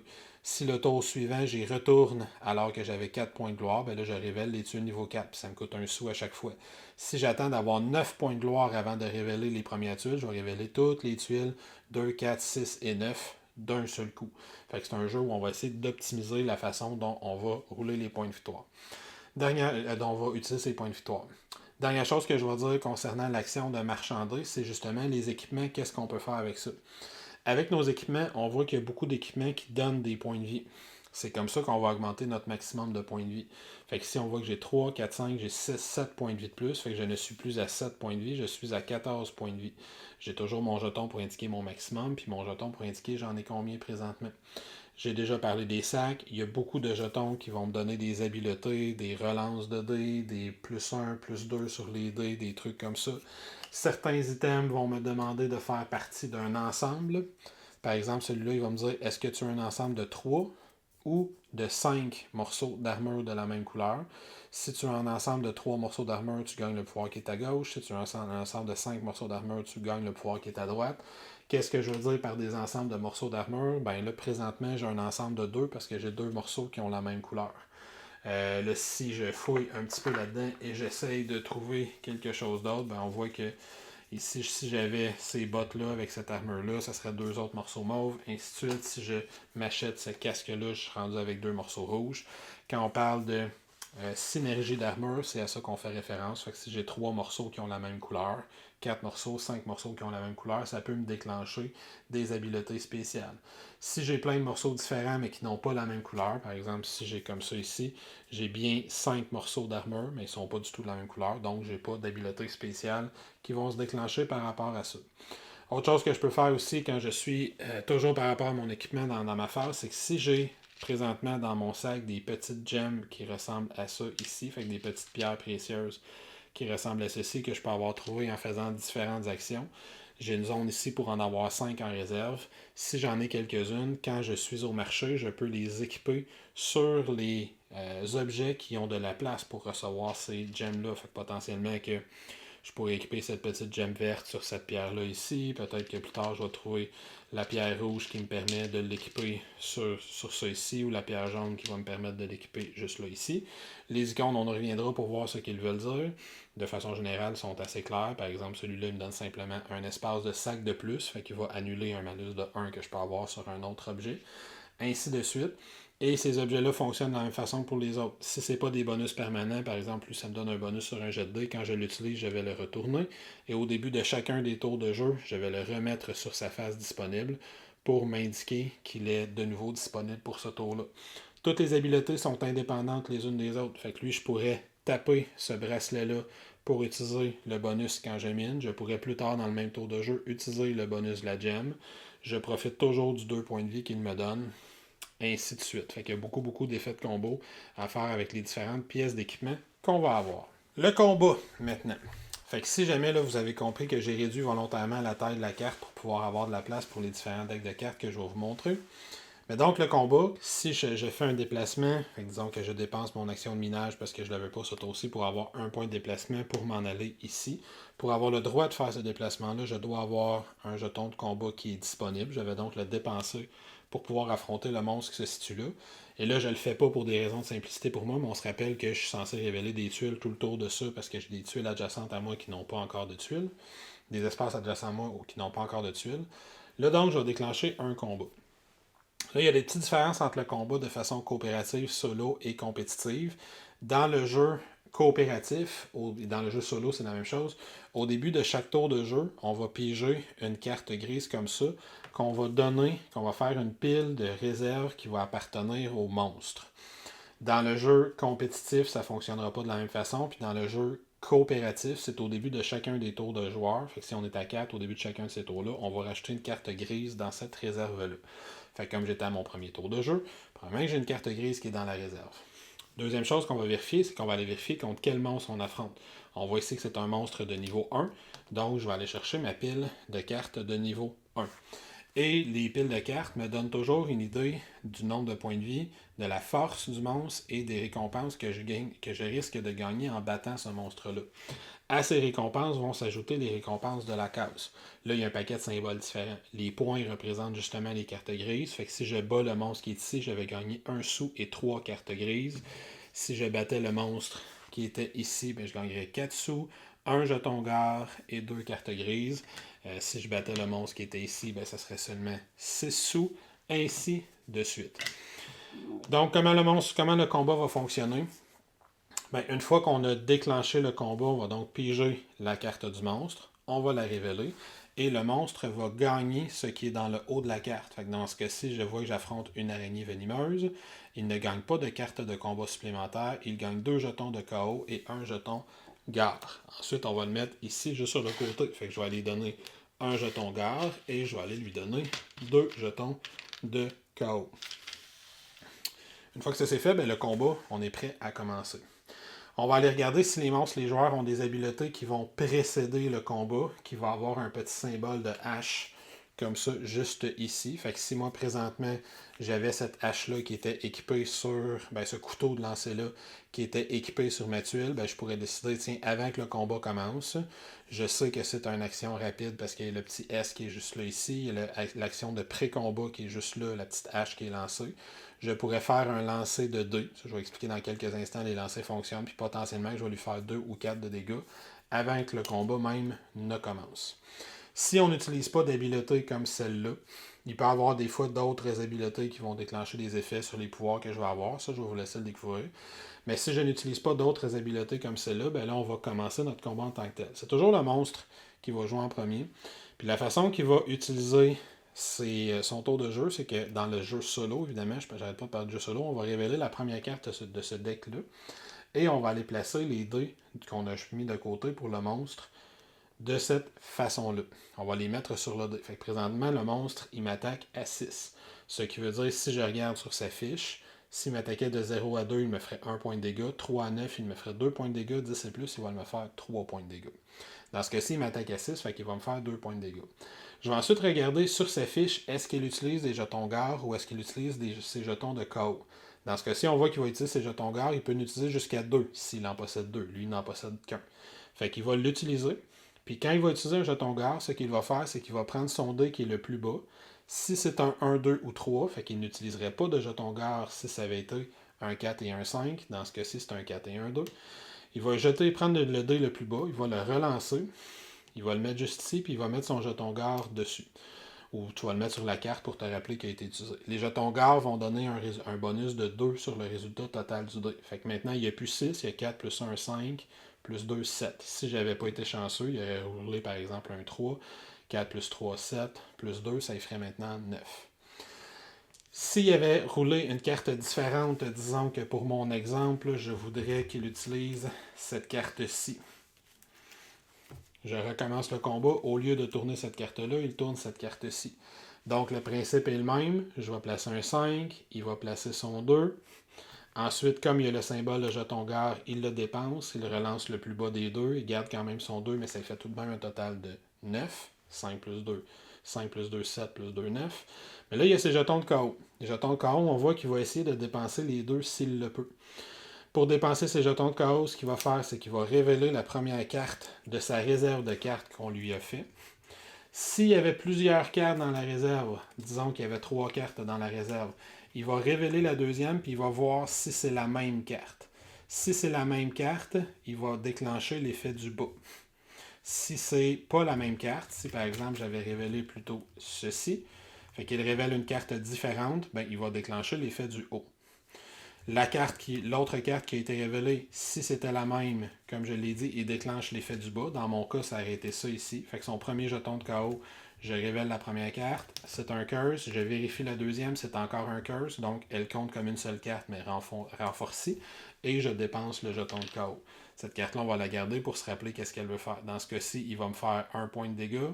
Il va bloquer un point de dégâts, puis il va me donner un malus de 4 sur mon jet de dés à moi. Comme il lui reste un autre jeton de KO et que la carte lui demande d'en utiliser un, ben il va recommencer puis il va faire le même manège. Fait qu'il va révéler la première carte. Comme il n'y en a plus dans la réserve, c'est sûr qu'il fait juste l'effet du bas. Dans ce cas-ci, ça dit est-ce qu'il a roulé 6 et plus? Si c'est le cas, il fait un point de plus de dégâts. Fait que lui, son tour il est terminé puis ses tours vont fonctionner comme ça. La seule chose que je vais rajouter, c'est que lui ne peut pas avoir 4 cartes grises en main dans sa réserve, le monstre. Une fois qu'il a 4 cartes grises en main, il va les retourner en dessous de la pile des cartes grises et il va les remplacer par des cartes dorées. Les cartes dorées, c'est l'effet similaire, mais elles sont plus puissantes. S'il a le choix, il va toujours utiliser ses cartes dorées en premier. Fait que s'il y a une carte dorée puis 3 cartes grises, son premier jeton de KO, c'est sûr qu'il va activer la carte dorée. Mais sinon, le principe est le même. S'il y a 3 cartes dorées en jeu puis il faut qu'il en joue une, il va regarder la première. Il va regarder la deuxième. Est-ce que c'est la même que la première? Non. Fait qu'il va la renvoyer en dessous du paquet, en dessous de sa réserve personnelle, puis avec son jeton de KO, il va activer juste la première. Et c'est le premier effet, et le principe va être le même.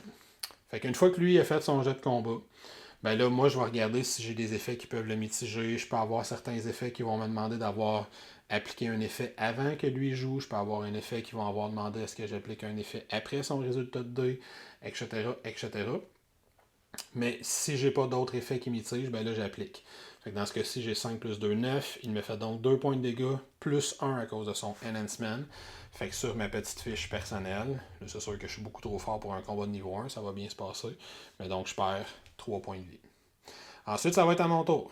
Mais j'ai quand même certaines options avec mes Guard Tokens.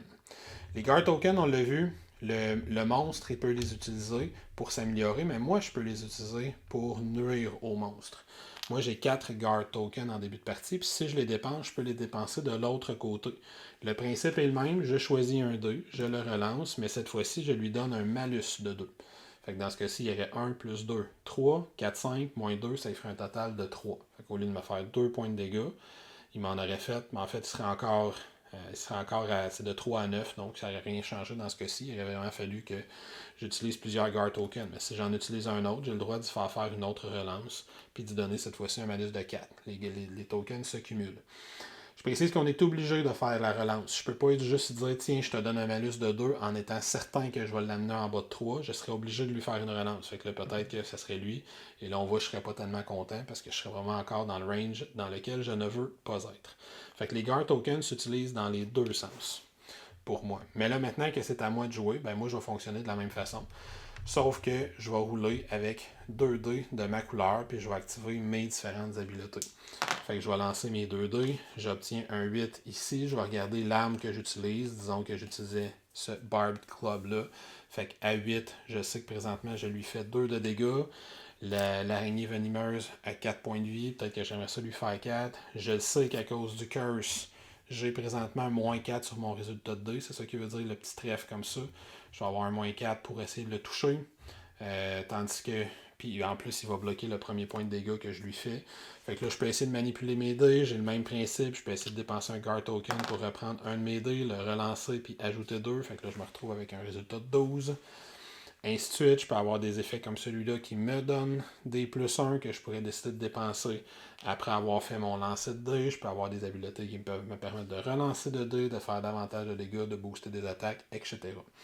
D'une façon ou d'une autre, une fois que j'ai calculé le nombre de dégâts que je fais, je vais utiliser les petits jetons que j'ai dans ma réserve pour infliger des dégâts aux monstres. Et on va recommencer un deuxième tour de jeu. Une fois qu'on recommence le deuxième tour de jeu, il ne refait pas de nouvelles cartes, de nouveaux jetons, rien de ça. Fait que ce qu'il a utilisé est dépensé. Et on fait simplement révéler une nouvelle carte pour le tour suivant. Les cartes de combat qu'il va avoir utilisées vont être simplement défaussées. Fait que dans ce cas-ci, là, il va rouler un 9 pur. Il veut utiliser un jeton KO, mais il n'y en a plus. Fait qu'il me fait donc 2 points de dégâts. Je les enlève à ma fiche. Ensuite, je fais mon jet d'attaque. Je peux manipuler avec mes guard tokens. Et on continue comme ça jusqu'à temps que l'un des deux soit éliminé, soit le monstre, soit moi-même. Sauf exception, si on a des pouvoirs particuliers, il n'y a pas de moyen de se sauver d'un combat. Fait qu'une fois qu'il est déclenché, on va continuer le combat jusqu'à temps que je tombe à zéro ou jusqu'à temps que je réussisse à éliminer le monstre. Dernière chose que je dis sur le combat avant de parler des récompenses, c'est l'intervention divine. Ce dé-là va commencer sur le 0 au début de chacun des combats. Ce qui veut dire qu'on va le réinitialiser après chacun des combats. Si dans mon jet de combat pendant le tour de jeu, je fais un jet qui est entre 2 et 5. Fait que si moi, quand j'attaque ou j'active un pouvoir quelconque, je roule mes dés et mon résultat initial avant que je dépense quelques jetons que ce soit est de 5 ou moins, mais je vais gagner 1 point sur ce dé-là. Si à l'inverse, le monstre me tourne une carte et que son résultat initial est de 10 ou plus, fait que dans ce cas-ci, il tourne cette carte-là, peu importe qu'il utilise des guard tokens ou non, et non pas son jet modifié, fait que pas s'il roule 9 ou 8, mais qu'il se relance un dé et ça l'amène à 10. Si son résultat initial est de 10 ou plus, on va également monter cette valeur-là de dé de 1. Ça, à n'importe quel moment dans le combat, je peux utiliser ces points-là pour obtenir divers bonus. Je peux dépenser 1 point pour me donner un plus 1 sur un résultat de dé.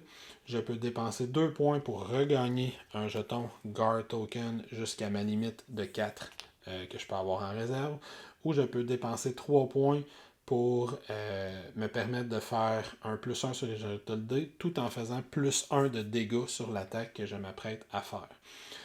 Quand le combat est terminé, s'il me reste des points, disons que j'ai monté jusqu'à 4 et je ne les ai pas utilisés, je peux quand même tous les dépenser pour aller gagner un jeton de guard par tranche de 2 points que je n'ai pas encore utilisé. Quand le combat est terminé, si j'ai survécu, il me reste juste à aller chercher mes récompenses. Dans ce cas-ci, on voit que je gagnerais un sou, je gagnerais 3 cartes grises que je rajouterais à ma réserve. Je gagnerais également ce qui est imprimé à l'endos de cette carte-là. Fait que je vais gagner un point de gloire, un minerai noir et je vais gagner 2 autres cartes grises. Et cette carte-là, j'ai l'option de la garder comme trophée. Si je la garde comme trophée, on va tout simplement se faire une petite zone sur sa zone de jeu. Ça va compter comme un de mes sacs, pardon. Ça va compter comme un de mes sacs. Fait que là, je pourrais tasser ça ici et dire, ben tiens, juste ce monstre-là comme trophée dans un de mes sacs. Si j'ai plus de place, il va falloir que je jette quelque chose. Petite précision pour les cartes grises dans le mode coop et solo.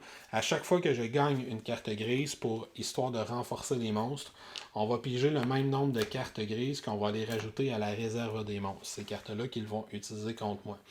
Dans mon cas, je gagnais 3 cartes grises plus 2 cartes grises à cause de l'endos du monstre. Fait que c'est la même chose pour le vilain, pour les monstres. Ils gagnent donc un total de 5 cartes grises. Et je l'ai déjà dit, à chaque fois qu'ils en ont 4 ou plus, on en retourne 4 dans la défausse et on remplace ces 4-là par une carte dorée. Dans le mode solo et coop, les cartes grises, pour nous, ne servent pas à grand-chose, en fait, étant donné que c'est une mécanique surtout pour le jeu compétitif. C'est pour ça qu'il y a une simulation pour montrer que les monstres continuent à en avoir quand même. Par contre, nous, on veut quand même se débarrasser au ratio de 4 cartes grises pour une pièce d'or, ou si on veut se faire de la place, on peut dépenser 4 cartes grises pour avoir une carte dorée à la place, et les cartes dorées, on peut les dépenser aussi pour avoir une pièce d'or à la place.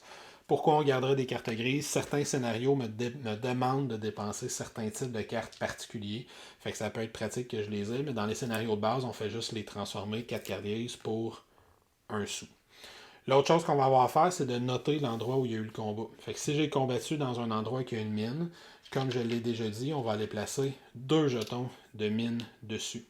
Ça me rappelle qu'à cet endroit-là, j'ai combattu le monstre, mais je n'ai pas encore fait mon action de minage. Si je vais faire l'action de miner, je vais enlever un des 2 jetons de mine pour montrer que je l'ai accompli. Si je vais plutôt libérer un endroit que c'est une zone de marchand, comme c'est le cas juste ici, fait que si je bats le monstre qui est juste ici, il me rapporterait 3 sous en plus des récompenses sur la carte en tant que telle du monstre. Ben là, je mettrai un petit jeton de marché pour montrer que ce marché-là est libéré. Même chose si je vais ici, cette fois-ci, comme je peux miner dans l'eau, ben ça serait un endroit où je vais faire l'action de minage dans l'eau. Je vais mettre 2 jetons dessus. Et je précise, c'est important, si je libère un Dragon's Gate Tower, Dragon Slayer Tower, à cet endroit-là. Pour pouvoir accéder à ça, je vais avoir à libérer chacune des cases. Fait qu'on va noter de la même façon le monstre qui a été tué avec un jeton marchand pour se rappeler que maintenant on peut aller marchander à cet endroit-là. S'il y avait des monstres sur d'autres des cases qui entourent ce château-là, j'aurais à tuer tous les monstres pour pouvoir aller marchander avec le Dragon Slayer qui est juste ici. Je peux par contre être malchanceux puis ça se peut que ce soit moi qui meure au combat. Si je meurs au combat, ben c'est pas un jeu qui a de l'élimination. Fait que si je meurs au combat, qu'est-ce qui va se passer? C'est que le monstre que j'ai affronté, disons que je me battais contre ce gecko-là et qu'il m'a tué au combat, je vais le ramener face cachée sur le dessus de la pile. Je sais que c'est lui le prochain monstre de niveau 1 que je vais affronter. Je vais également retourner sur la tuile de l'église. Là, je m'étais enlevé de la place un petit peu, mais évidemment, on se rappelle que j'ai une tuile quelque part qui était ma tuile de départ, disons qu'elle est ici. Fait que je vais réapparaître sur la tuile de l'église. Je vais revenir en étant complet dans mes points de vie et je vais piéger une carte dorée en compensation. On se rappelle que dans le jeu solo, la carte dorée, c'est juste de l'argent de plus. Et si je pige une carte dorée, je dois piger une carte dorée pour la pile des monstres également. Je vais revenir avec 3 Guard Tokens dans ma réserve, peu importe le nombre s'il m'en restait plus, je vais en avoir 3 pour recommencer mon aventure. Et on va défausser tous les jetons que le monstre pouvait avoir. Fait que si le jeton lui restait des jetons de KO, des jetons de Garf, il ne continuera pas à taper sur le cadavre qui est à terre. On va juste défausser les jetons puis les ramener sur le dessus de la pile.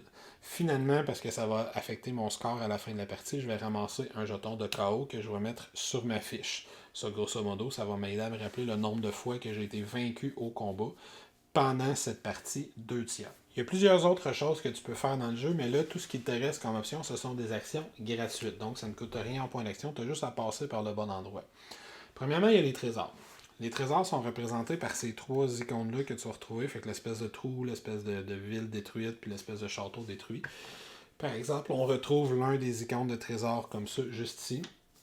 Fait que si dans tes déplacements, tu termines ta case sur un endroit où il y a une icône de trésor, tu peux gratuitement tout simplement aller piger la première tuile et rajouter ça à ton inventaire si tu as de la place. Fait qu'on voit ici que c'est une bague. Je pourrais l'équiper à un endroit où j'ai une place pour équiper un anneau sur mon plateau personnel.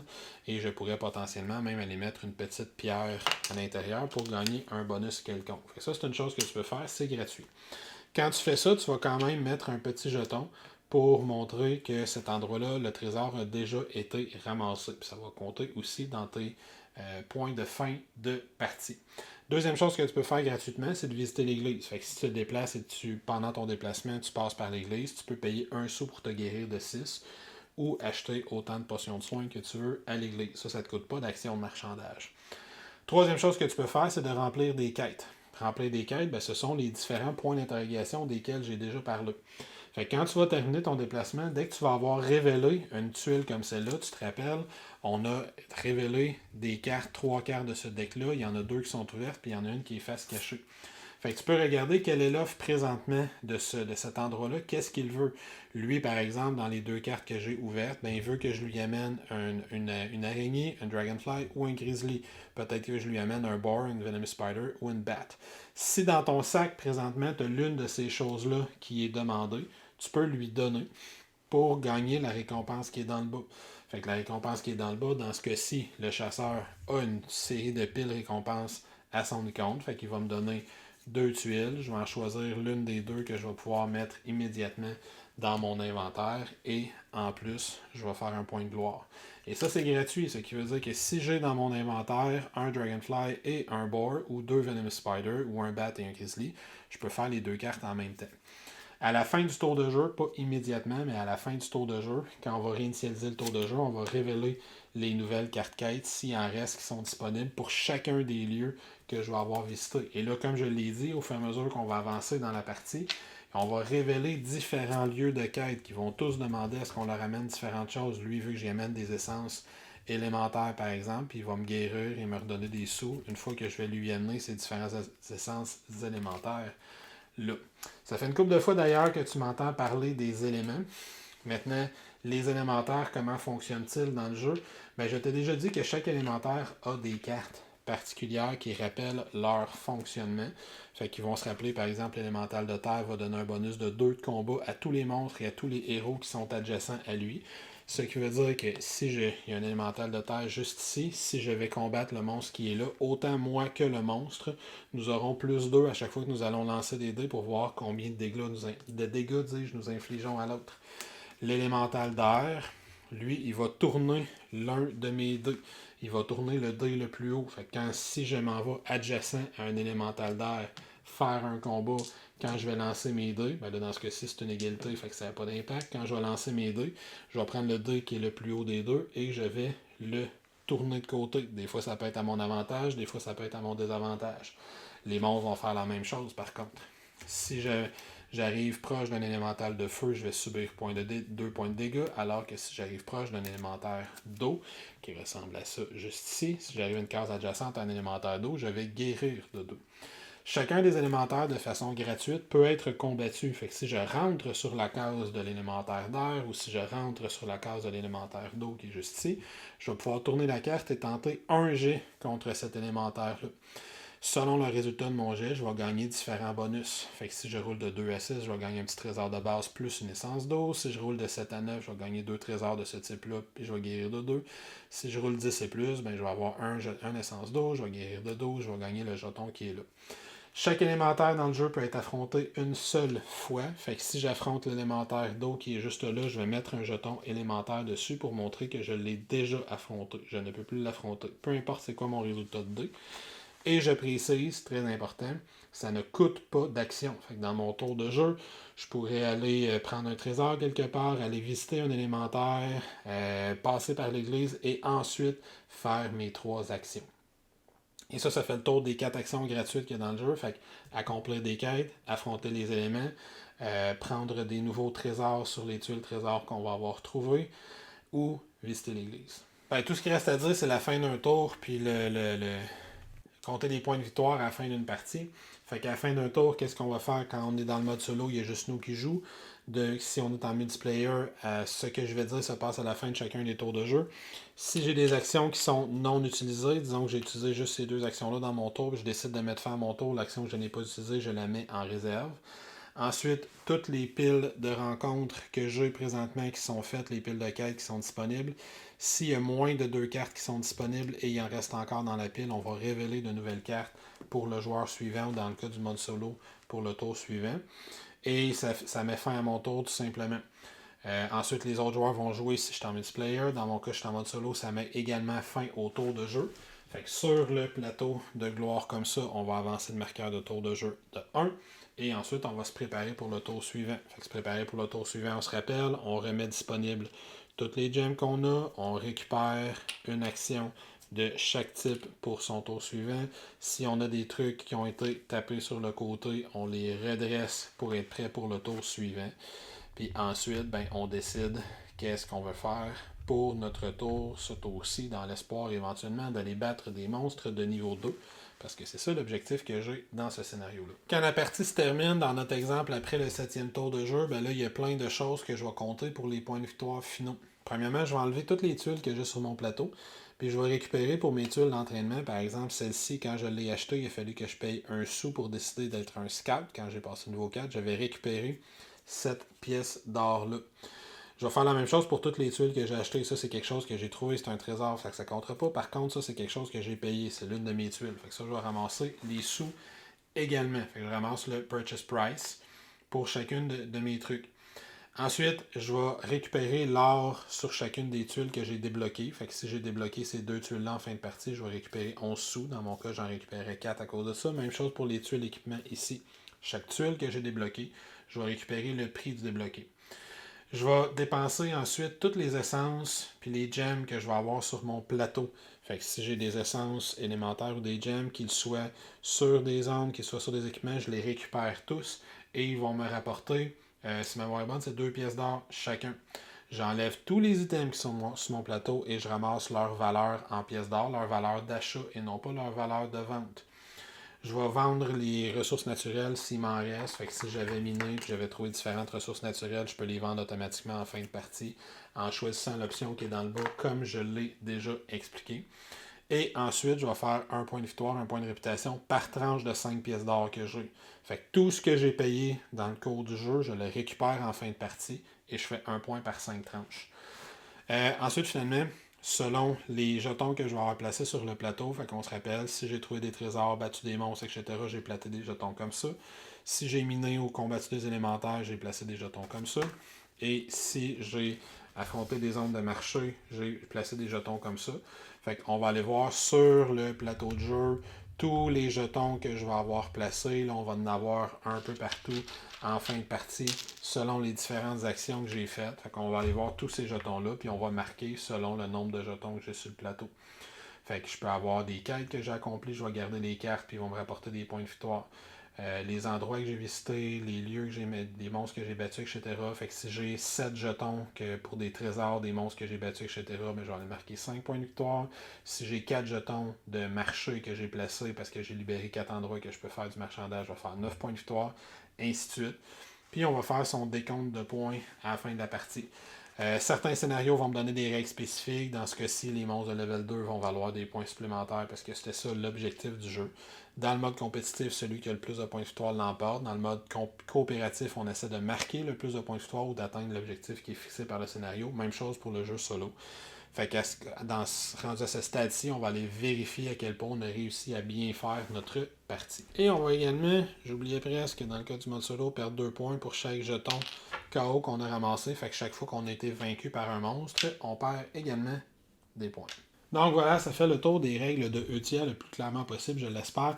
Avant de commencer avec la critique, je te l'avais dit au début, je vais quand même juste préciser rapidement comment il fonctionne en coopératif puis en compétitif parce que j'ai surtout abordé le mode solo en faisant l'explication des règles. Fait, premièrement, coopératif, ben, c'est pareil comme le mode solo. C'est pas un jeu où on va avoir une coopération qui est active, fait que c'est pas un jeu où je peux aller t'aider pour battre un monstre, des trucs comme ça, ou de changer du matériel, des affaires comme ça. C'est un jeu qu'on fait juste pas se taper sa tête dans le mode solo, fait qu'on va dans le mode coopératif, dis-je, fait qu'on va planifier ce qu'on va faire ensemble, etc. Mais il n'y a pas une réelle coopération, on s'en va quand même chacun de son côté, puis on fait ses affaires.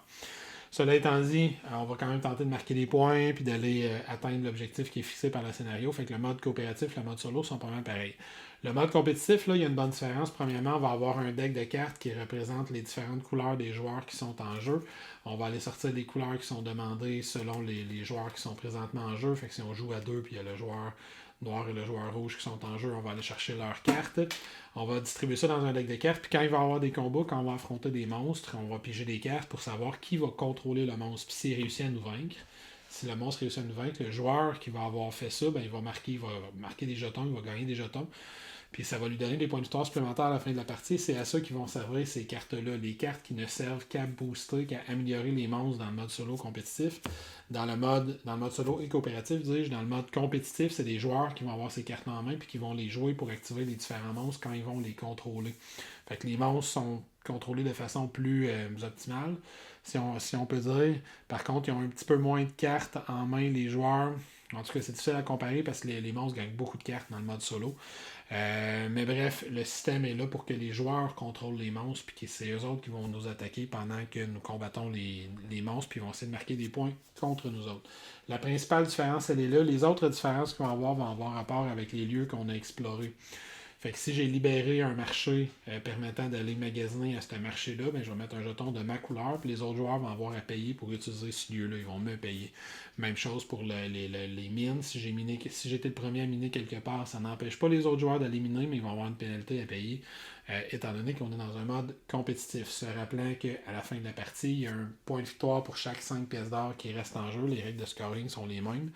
Donc, pour chaque 5 pièces d'or que je réussis à avoir, fait que si j'en vole aux autres joueurs pendant la partie, bien évidemment, je vais marquer davantage de points. Il y a d'autres petites différences, là, mais dans l'ensemble, ça va revenir à ça. Les monstres sont contrôlés par les joueurs dans le mode compétitif, alors que dans le mode solo, sont contrôlés de façon aléatoire. Ça veut dire qu'on n'utilise pas le deck de cartes quand c'est un autre joueur qui contrôle le monstre. Et le deck de cartes avec les 2d6, on va vraiment juste lancer 2d6, puis il va pouvoir utiliser ses différentes habiletés de cartes pour les manipuler.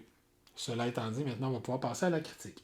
Voilà, c'était ce que j'avais à dire maintenant pour les différents modes de jeu. Maintenant, passant à la critique, d'abord, évidemment, on va y aller avec le matériel. Est-ce que c'est un jeu qui a du bon matériel? J'assume que tu vas l'avoir vu. C'est un jeu qui, je trouve, a de l'excellent matériel. Par contre, là, je vais évidemment préciser que j'ai une version deluxifiée du jeu Fait que je sais pas, je suis pas sûr de toutes les différences. Je sais qu'il y en a une, puis je vais tout de suite aborder ce sujet-là au niveau du matériel. Je sais qu'une des différences, c'est que dans la version de luxe, on a un insert qui est fourni. C'est pas un insert à la Game Trace dans le sens que tout clique bien à l'intérieur de la boîte, mais c'est un insert parce que la boîte en tant que telle est vide. Mais c'est un insert qui va aider beaucoup à serrer le matériel. Par exemple, si je prends cette tour à matériel-là, comme ça ici, quand je reviens pour serrer la boîte, j'ai juste à mettre un espèce de petit couvert comme ça qui va fermer, qui va clipper, et cette affaire-là, après, ça tient, puis je peux mettre ça dans ma boîte. Ça, cet insert-là ne vient pas dans la version de boîte du jeu, ce que je trouve un peu dommage parce qu'il est essentiel. Des inserts comme ça, il y en a plein. Là, des inserts, il y en a pour les tuiles qui vont servir de trésor, il y en a pour les tuiles d'habileté des joueurs qui vont être serrés dans des inserts entre les parties, il y en a pour les trésors qu'on va explorer. Il y a 1, 2, 3, 4, 5, 6 inserts comme celui-là qui sont fournis dans la version de luxe. Et en plus, il y a des espèces de petits cups de plastique comme ça qui ressemblent à du matériel Game Trace. Il y en a un autre, 3 ou 4 comme ça qui sont fournis, qui sont extrêmement pratiques. Ça fait que j'ose pas imaginer le cauchemar que ça doit être installé ce jeu-là si on n'a pas ça. Fait que vraiment, un des premiers conseils que je te donnerais, c'est si tout ce que je te dis de ce jeu-là te plaît et tu penses que c'est quelque chose que tu vas vouloir supporter, si tu es capable de te payer l'insert pour vrai, je suis pas sûr que j'aurais envie de jouer si je ne l'avais pas. Fait que tu peux en tenir compte ou pas selon ton opinion, parce que c'est un jeu qui a énormément de matériel. Il y a un terme en anglais, le sprawling game. C'est un jeu qui prend énormément de place, qui a énormément de matériel, qui a beaucoup de composantes, beaucoup de tuiles de différents types. Fait que si tu mets tout ça dans des sacs différents, ça va être l'enfer à installer le jeu puis le resserrer. De la façon qu'il est là, il est pas long à installer. Au moins, je peux dire ça au niveau des qualités. Avec l'insert, il est pas long à installer, il est pas long à serrer. Avec l'insert. Sans l'insert, c'est l'enfer. C'est un jeu qui a reçu énormément de cartes. La qualité des cartes est très bonne. Il y a des sleeves qui sont fournis dans la version de luxe de jeu, mais quand même, sinon, il n'y a pas un fini vernis, si on veut, sur les cartes, mais c'est quand même une qualité de carte que j'ai trouvé respectable. C'est pas des cartes trop minces. Le visuel des cartes, je l'ai trouvé aussi intéressant. J'ai trouvé l'iconographie du jeu très claire au niveau des composantes, fait que ça, c'est positif. Le visuel des cartes rencontres, des cartes monstres, des cartes élémentaires, j'ai trouvé ça intéressant. Là où le visuel, je l'ai trouvé qui m'a accroché un petit peu, c'est pour les équipements. Ces espèces de tuiles-là ici, qu'on va retrouver les gants que je vais trouver, ils vont tous être pareils, à part un petit peu la couleur qui va changer. Les bottes, ils vont tous être pareils, les casques vont à peu près tous être pareils. Il n'y a pas beaucoup de personnalisation sur les tuiles d'équipement qu'on va trouver au niveau strictement visuel. Par exemple, au niveau des habiletés qui vont faire, des pouvoirs qu'ils vont avoir, là, il y a une grande variété. Toujours au niveau du matériel, évidemment, la personnalisation qu'on va avoir au niveau de l'équipement, là, il y a une quantité folle de tuiles qu'on peut trouver. Il y a énormément de tuiles d'habileté qu'on peut développer avec son personnage. Notre personnage peut prendre différents embranchements parce qu'on ne pourra pas prendre toutes ces tuiles d'amélioration. Il faudra en choisir juste une par niveau. Fait que ça, il y a vraiment une belle personnalisation.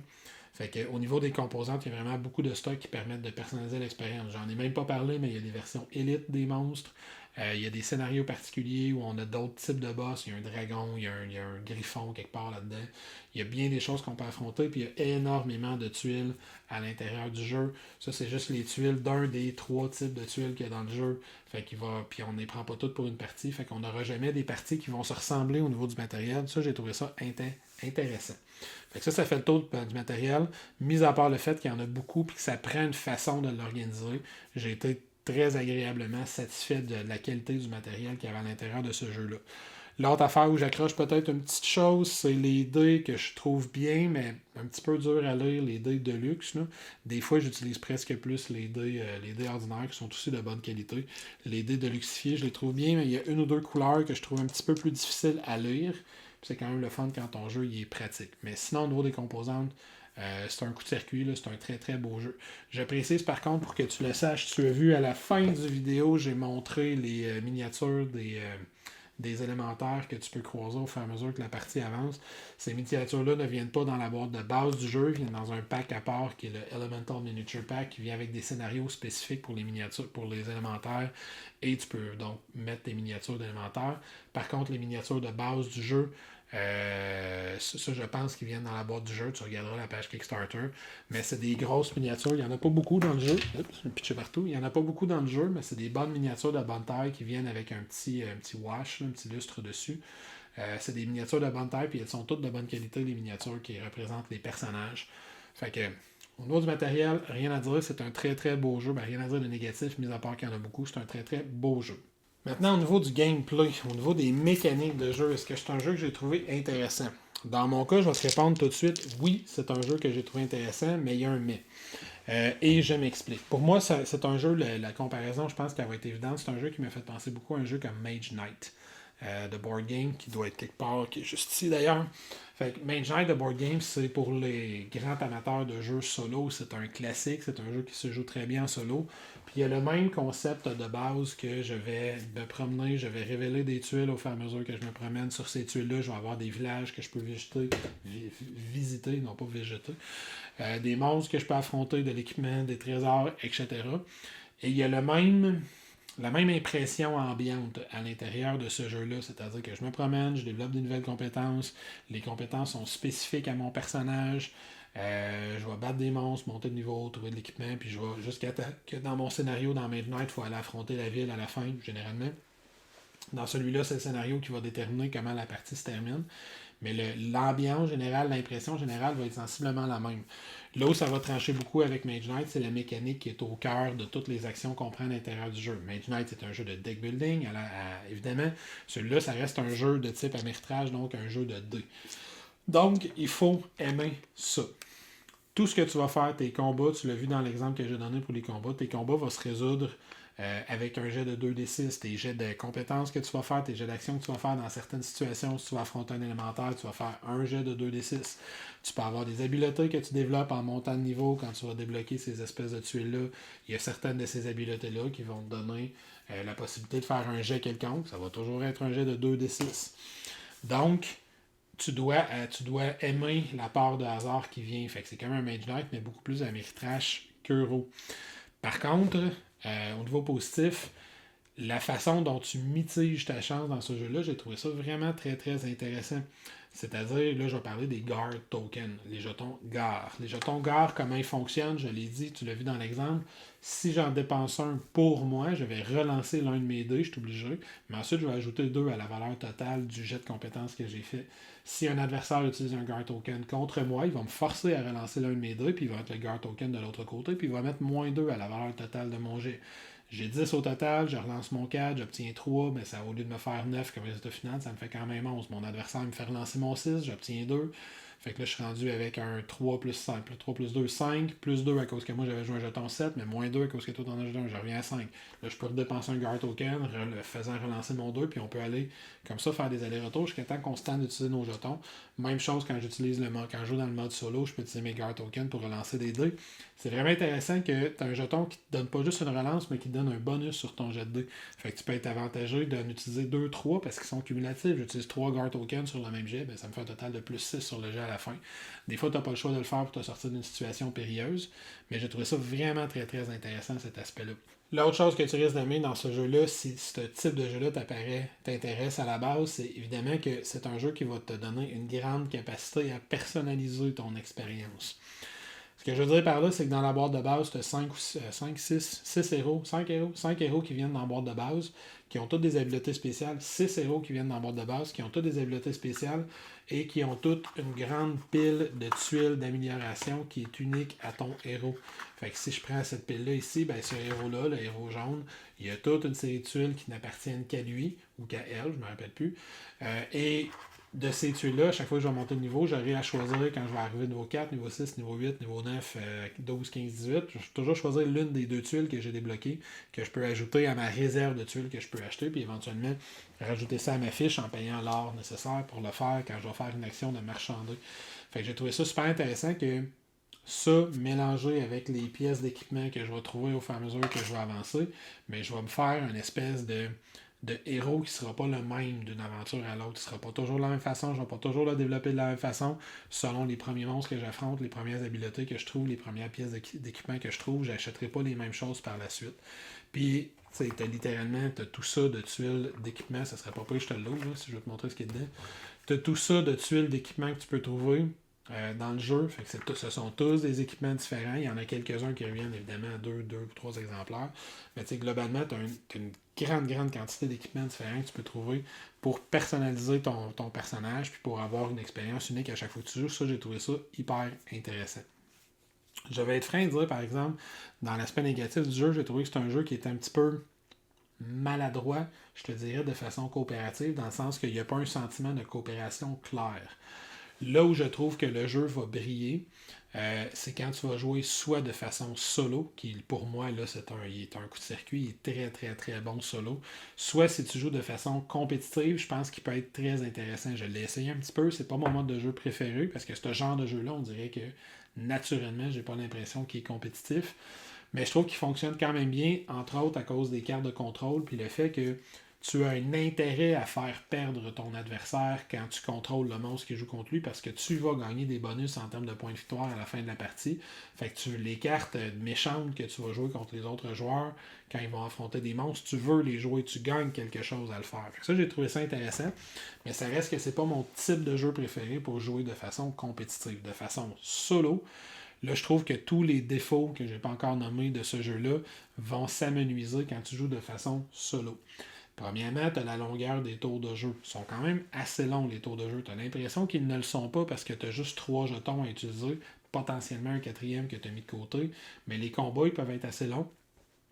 Et ton action de minage, puis elle est rapide, mais ton action de marchandage, puis tes actions de combat, ils peuvent être quand même assez longues parce que dans ton action de marchandage, c'est là que tu vas monter de niveau également, que tu dépenses ton expérience. Ça peut être long. Les combats peuvent être longs. Quand tu joues juste à deux de façon compétitive, c'est pas si pire dans un combat, c'est l'autre qui contrôle la monstre. À tout le monde, il est impliqué dans le tour de jeu. Si tu joues à 3 ou à 4, là, ça peut être pénible. Au niveau de la durée du jeu, les tours de jeu, ça peut être long avant que toi tu rejoues. Puis ton tour de jeu à toi va être long pour les autres joueurs. Tandis qu'en solo, comme tu contrôles tout, là, le jeu il est extrêmement fluide et il n'est pas si long que ça en jeu solo. Il est plus rapide que Mage Knight, en fait. En tout cas, selon mon expérience personnelle des 5, 6, 7 parties que j'ai jouées à peu près à Eutia. J'ai essayé d'essayer à peu près tous les scénarios.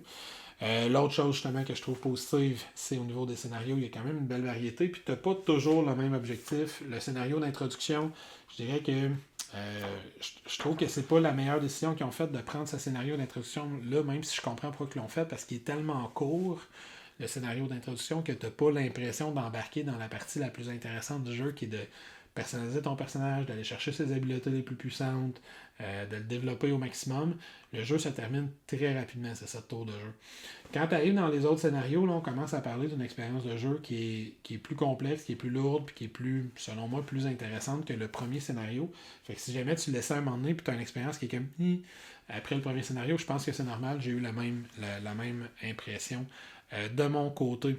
Qu'est-ce que j'ai d'autre à dire? Le plateau de joueur, il est bien fait, l'information est claire. J'aime beaucoup le fait que tu as différentes façons de débloquer tes cartes spéciales. Ça peut être soit de l'argent, soit peut être des essences élémentaires. J'aime ça qui te donne beaucoup d'actions gratuites dans un tour de jeu. Affronter un élémentaire, c'est une action gratuite. Tu vas, en montant de niveau, en trouvant de l'équipement, tu vas avoir plein de petites actions gratuites qui vont être imprimées sur tes tuiles, des points de déplacement supplémentaires, des actions de minage supplémentaires, des actions de minage plus puissantes, etc.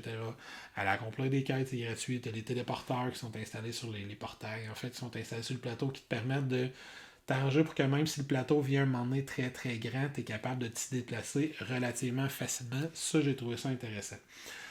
Un autre aspect à noter, je ne sais pas si c'est un point positif ou négatif, honnêtement, il y a certains personnages que j'ai trouvé beaucoup plus difficiles à jouer que d'autres. Il y a un personnage, une machine qui commence avec 4 points de vie.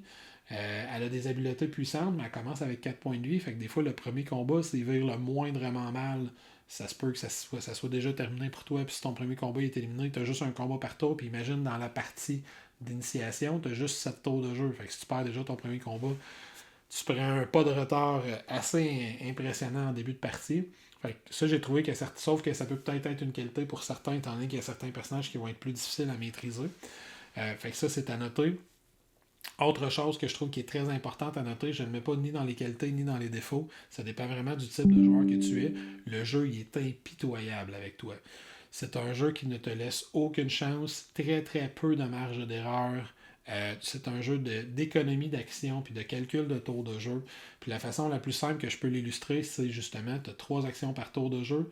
Dans la partie initiation, tu as 7 tours de jeu, ce qui te donne exactement 21 actions pour la partie au complet. De ces 21 actions-là, il va falloir que tu en sacrifies pour te déplacer. Chaque action que tu sacrifies, ça te donne des points de déplacement. Donc, si je prends par exemple l'action de marchandage, c'est elle qui me permet de monter de niveau. Je ne peux pas aller, dès que j'ai 2 points d'expérience, aller me déplacer quelque part pour aller monter de niveau. Non. Il faut que j'attende d'en avoir 5, 6, 7, 8 pour que quand je vais monter de niveau, je puisse dépenser toute cette expérience-là d'un coup. Si je vais faire l'action de marchandage 4 fois dans la partie, tu viens de la perdre. Je te garantis ça. Fait que c'est un jeu que tu vas avoir vraiment optimisé tes tours de jeu. Tu vas réfléchir, tu vas dire, OK, là, je vais aller là, je vais peut-être réussir à battre ce monstre-là. Est-ce qu'il me reste assez de points de vie pour au prochain tour de jeu aller battre l'autre monstre qui est à côté avant de retourner au marché? Parce que si je bats ce monstre-là, j'ai 2 points de gloire de plus, puis j'ai potentiellement 5 sous de plus, ce qui fait que je pourrais acheter cette pièce d'armure-là et acheter cette habileté-là que j'avais déjà débloquée, puis en plus, je vais en débloquer une de plus. C'est vraiment un genre de jeu que tu vas penser comme ça. C'est pas le genre de jeu de crawl que tu vas te promener, lancer des dés, prendre une bière, relax sur le côté. C'est un jeu que tu vas te creuser la tête beaucoup pour optimiser puis réussir à faire ce que tu veux faire. Puis c'est un jeu qui n'hésitera pas à te jeter à terre et à te rosser et à te ruer une quantité incalculable de coups de pied pendant que tu es au sol si jamais tu fais une erreur. À ça, il m'a fait penser un petit peu, il me fait penser aussi un petit peu à Mage Knight sur ce point-là, dans le sens que je le trouve très difficile comme jeu. C'est pas nécessairement un défaut, il y a des joueurs que c'est ça qu'ils vont rechercher, un land crawl très difficile avec beaucoup d'options de personnalisation, mais ça, je pense que cet aspect-là, tu dois le savoir, parce que si tu vas avoir quelque chose qui est léger, que tu te casses pas la tête, que tu t'en vas, puis que c'est facile, tu bats 3-4 monstres, monte de niveau, va chercher l'équipement, va rebattre 3-4 monstres, monte de niveau, va chercher l'équipement, c'est pas ça que tu vas avoir. Tu vas te faire violenter par un monstre ou deux, après tu vas peut-être en battre un, après tu vas aller chercher quelque chose qui ressemble vaguement à une paire de gants. Puis là, tu vas commencer à monter de niveau, puis apprendre le pouls de ton personnage, comment il fonctionne, puis là, tu vas être capable de performer avec ton personnage. C'est pas mal ça que j'ai à dire finalement sur ce jeu-là. Il resterait peut-être les cartes quêtes à dire. J'ai trouvé ça fun que tu as vraiment une quantité astronomique de cartes quêtes qui ne sortiront pas à toutes les parties. Les cartes quêtes, c'est les points d'interrogation avec les petits chiffres romains. Ils ne sortiront pas à toutes les parties. Ça dépend des tuiles que tu vas révéler au fur et à mesure que tu avances.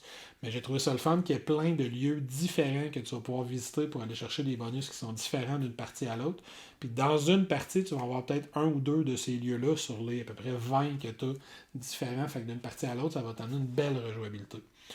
Donc, qu'est-ce que je vais dire comme jugement final? Si toi, t'aimes les land crawlers, fait que t'as un personnage, tu te promènes sur une map, puis t'affrontes des monstres, tu montes de niveau, tout ça, mais que t'en veux un qui est crunchy, qui est difficile, qui est puzzly, mais qui a quand même une part de hasard que tu dois apprendre à gérer et à optimiser, ça se peut que ce soit quelque chose qui soit vraiment pour toi.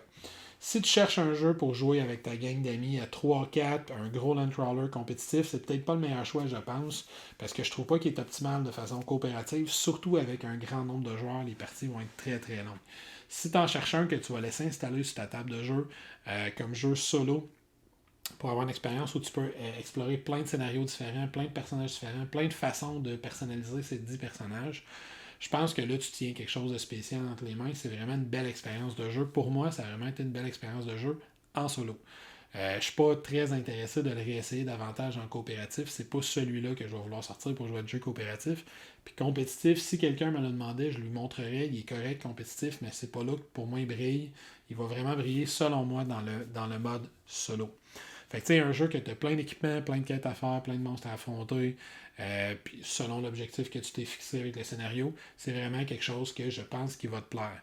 Si toi, par contre, tu veux aller chercher un jeu qui est plus léger, plus smooth, plus facile à maîtriser, qui n'a pas tant de règles intrinsèques entre elles qui vont venir, que tu dois te rappeler, tout ça, c'est peut-être pas un jeu qui est pour toi. Ou si tu veux un land crawl de type purement euro, ça sera pas non plus un jeu qui va être pour toi, parce que tu peux quand même être malchanceux avec tes jets de dés à l'intérieur du jeu. Donc voilà. Écoute, j'ai même pas parlé des essences puis des gems. Les essences, tu peux les dépenser pour avoir des gros bonus. Les gems, ils vont te donner un paquet de petits bonus au fur et à mesure que tu les trouves. C'est un jeu qui a vraiment plein de petites nuances, plein de petites choses que tu vas trouver puis apprendre à explorer au travers du jeu. Mais justement, cette lourdeur-là puis toute cette petite nuance-là, peut-être que ça va en décourager certains. Les personnages sont assez asymétriques aussi entre eux. Comme j'ai dit, il y en a des plus difficiles à maîtriser que d'autres. Fait que là aussi, tu as des belles différences à ce niveau-là. Voilà, là, je vais arrêter de parler, ça fait trop longtemps que je parle. J'espère que ça t'a permis de te faire une idée intéressante sur ce qu'était une idée intéressante, une idée précise sur ce qu'était le jeu Eutia. Je sais qu'il va revenir en Kickstarter éventuellement, quelque part en avril ou en mai, si je ne me trompe pas. Je ne sais pas il sera combien. Fait que là, évidemment, ça va peser dans ta décision. Moi, j'ai eu la chance d'en avoir une copie. Je suis content de l'avoir eu parce que c'est un beau produit. Puis c'est un bon jeu solo que je vais garder dans ma collection, mais comme jeu solo. J'espère que je l'ai dit assez clairement que je trouvais que c'est un meilleur jeu solo. Sur ce, j'espère que ça t'a permis de te faire ta propre idée sur le jeu. Tu décideras si tu vas pouvoir le supporter ou non. Moi, je vais te souhaiter une excellente fin de journée. Avant de te souhaiter une excellente fin de journée, je vais t'inviter à t'abonner à notre chaîne YouTube si ce n'est déjà fait, à venir nous visiter sur Twitter, Facebook, Instagram et pourquoi pas nous supporter sur Patreon pour que l'on puisse continuer à te fournir du matériel que l'on espère être d'excellente qualité. Sur ce, je vais te dire ciao, à la prochaine et fais attention à toi dans tes explorations de territoires dangereux remplis d'élémentaires cruel, méchant et puissant. Ciao.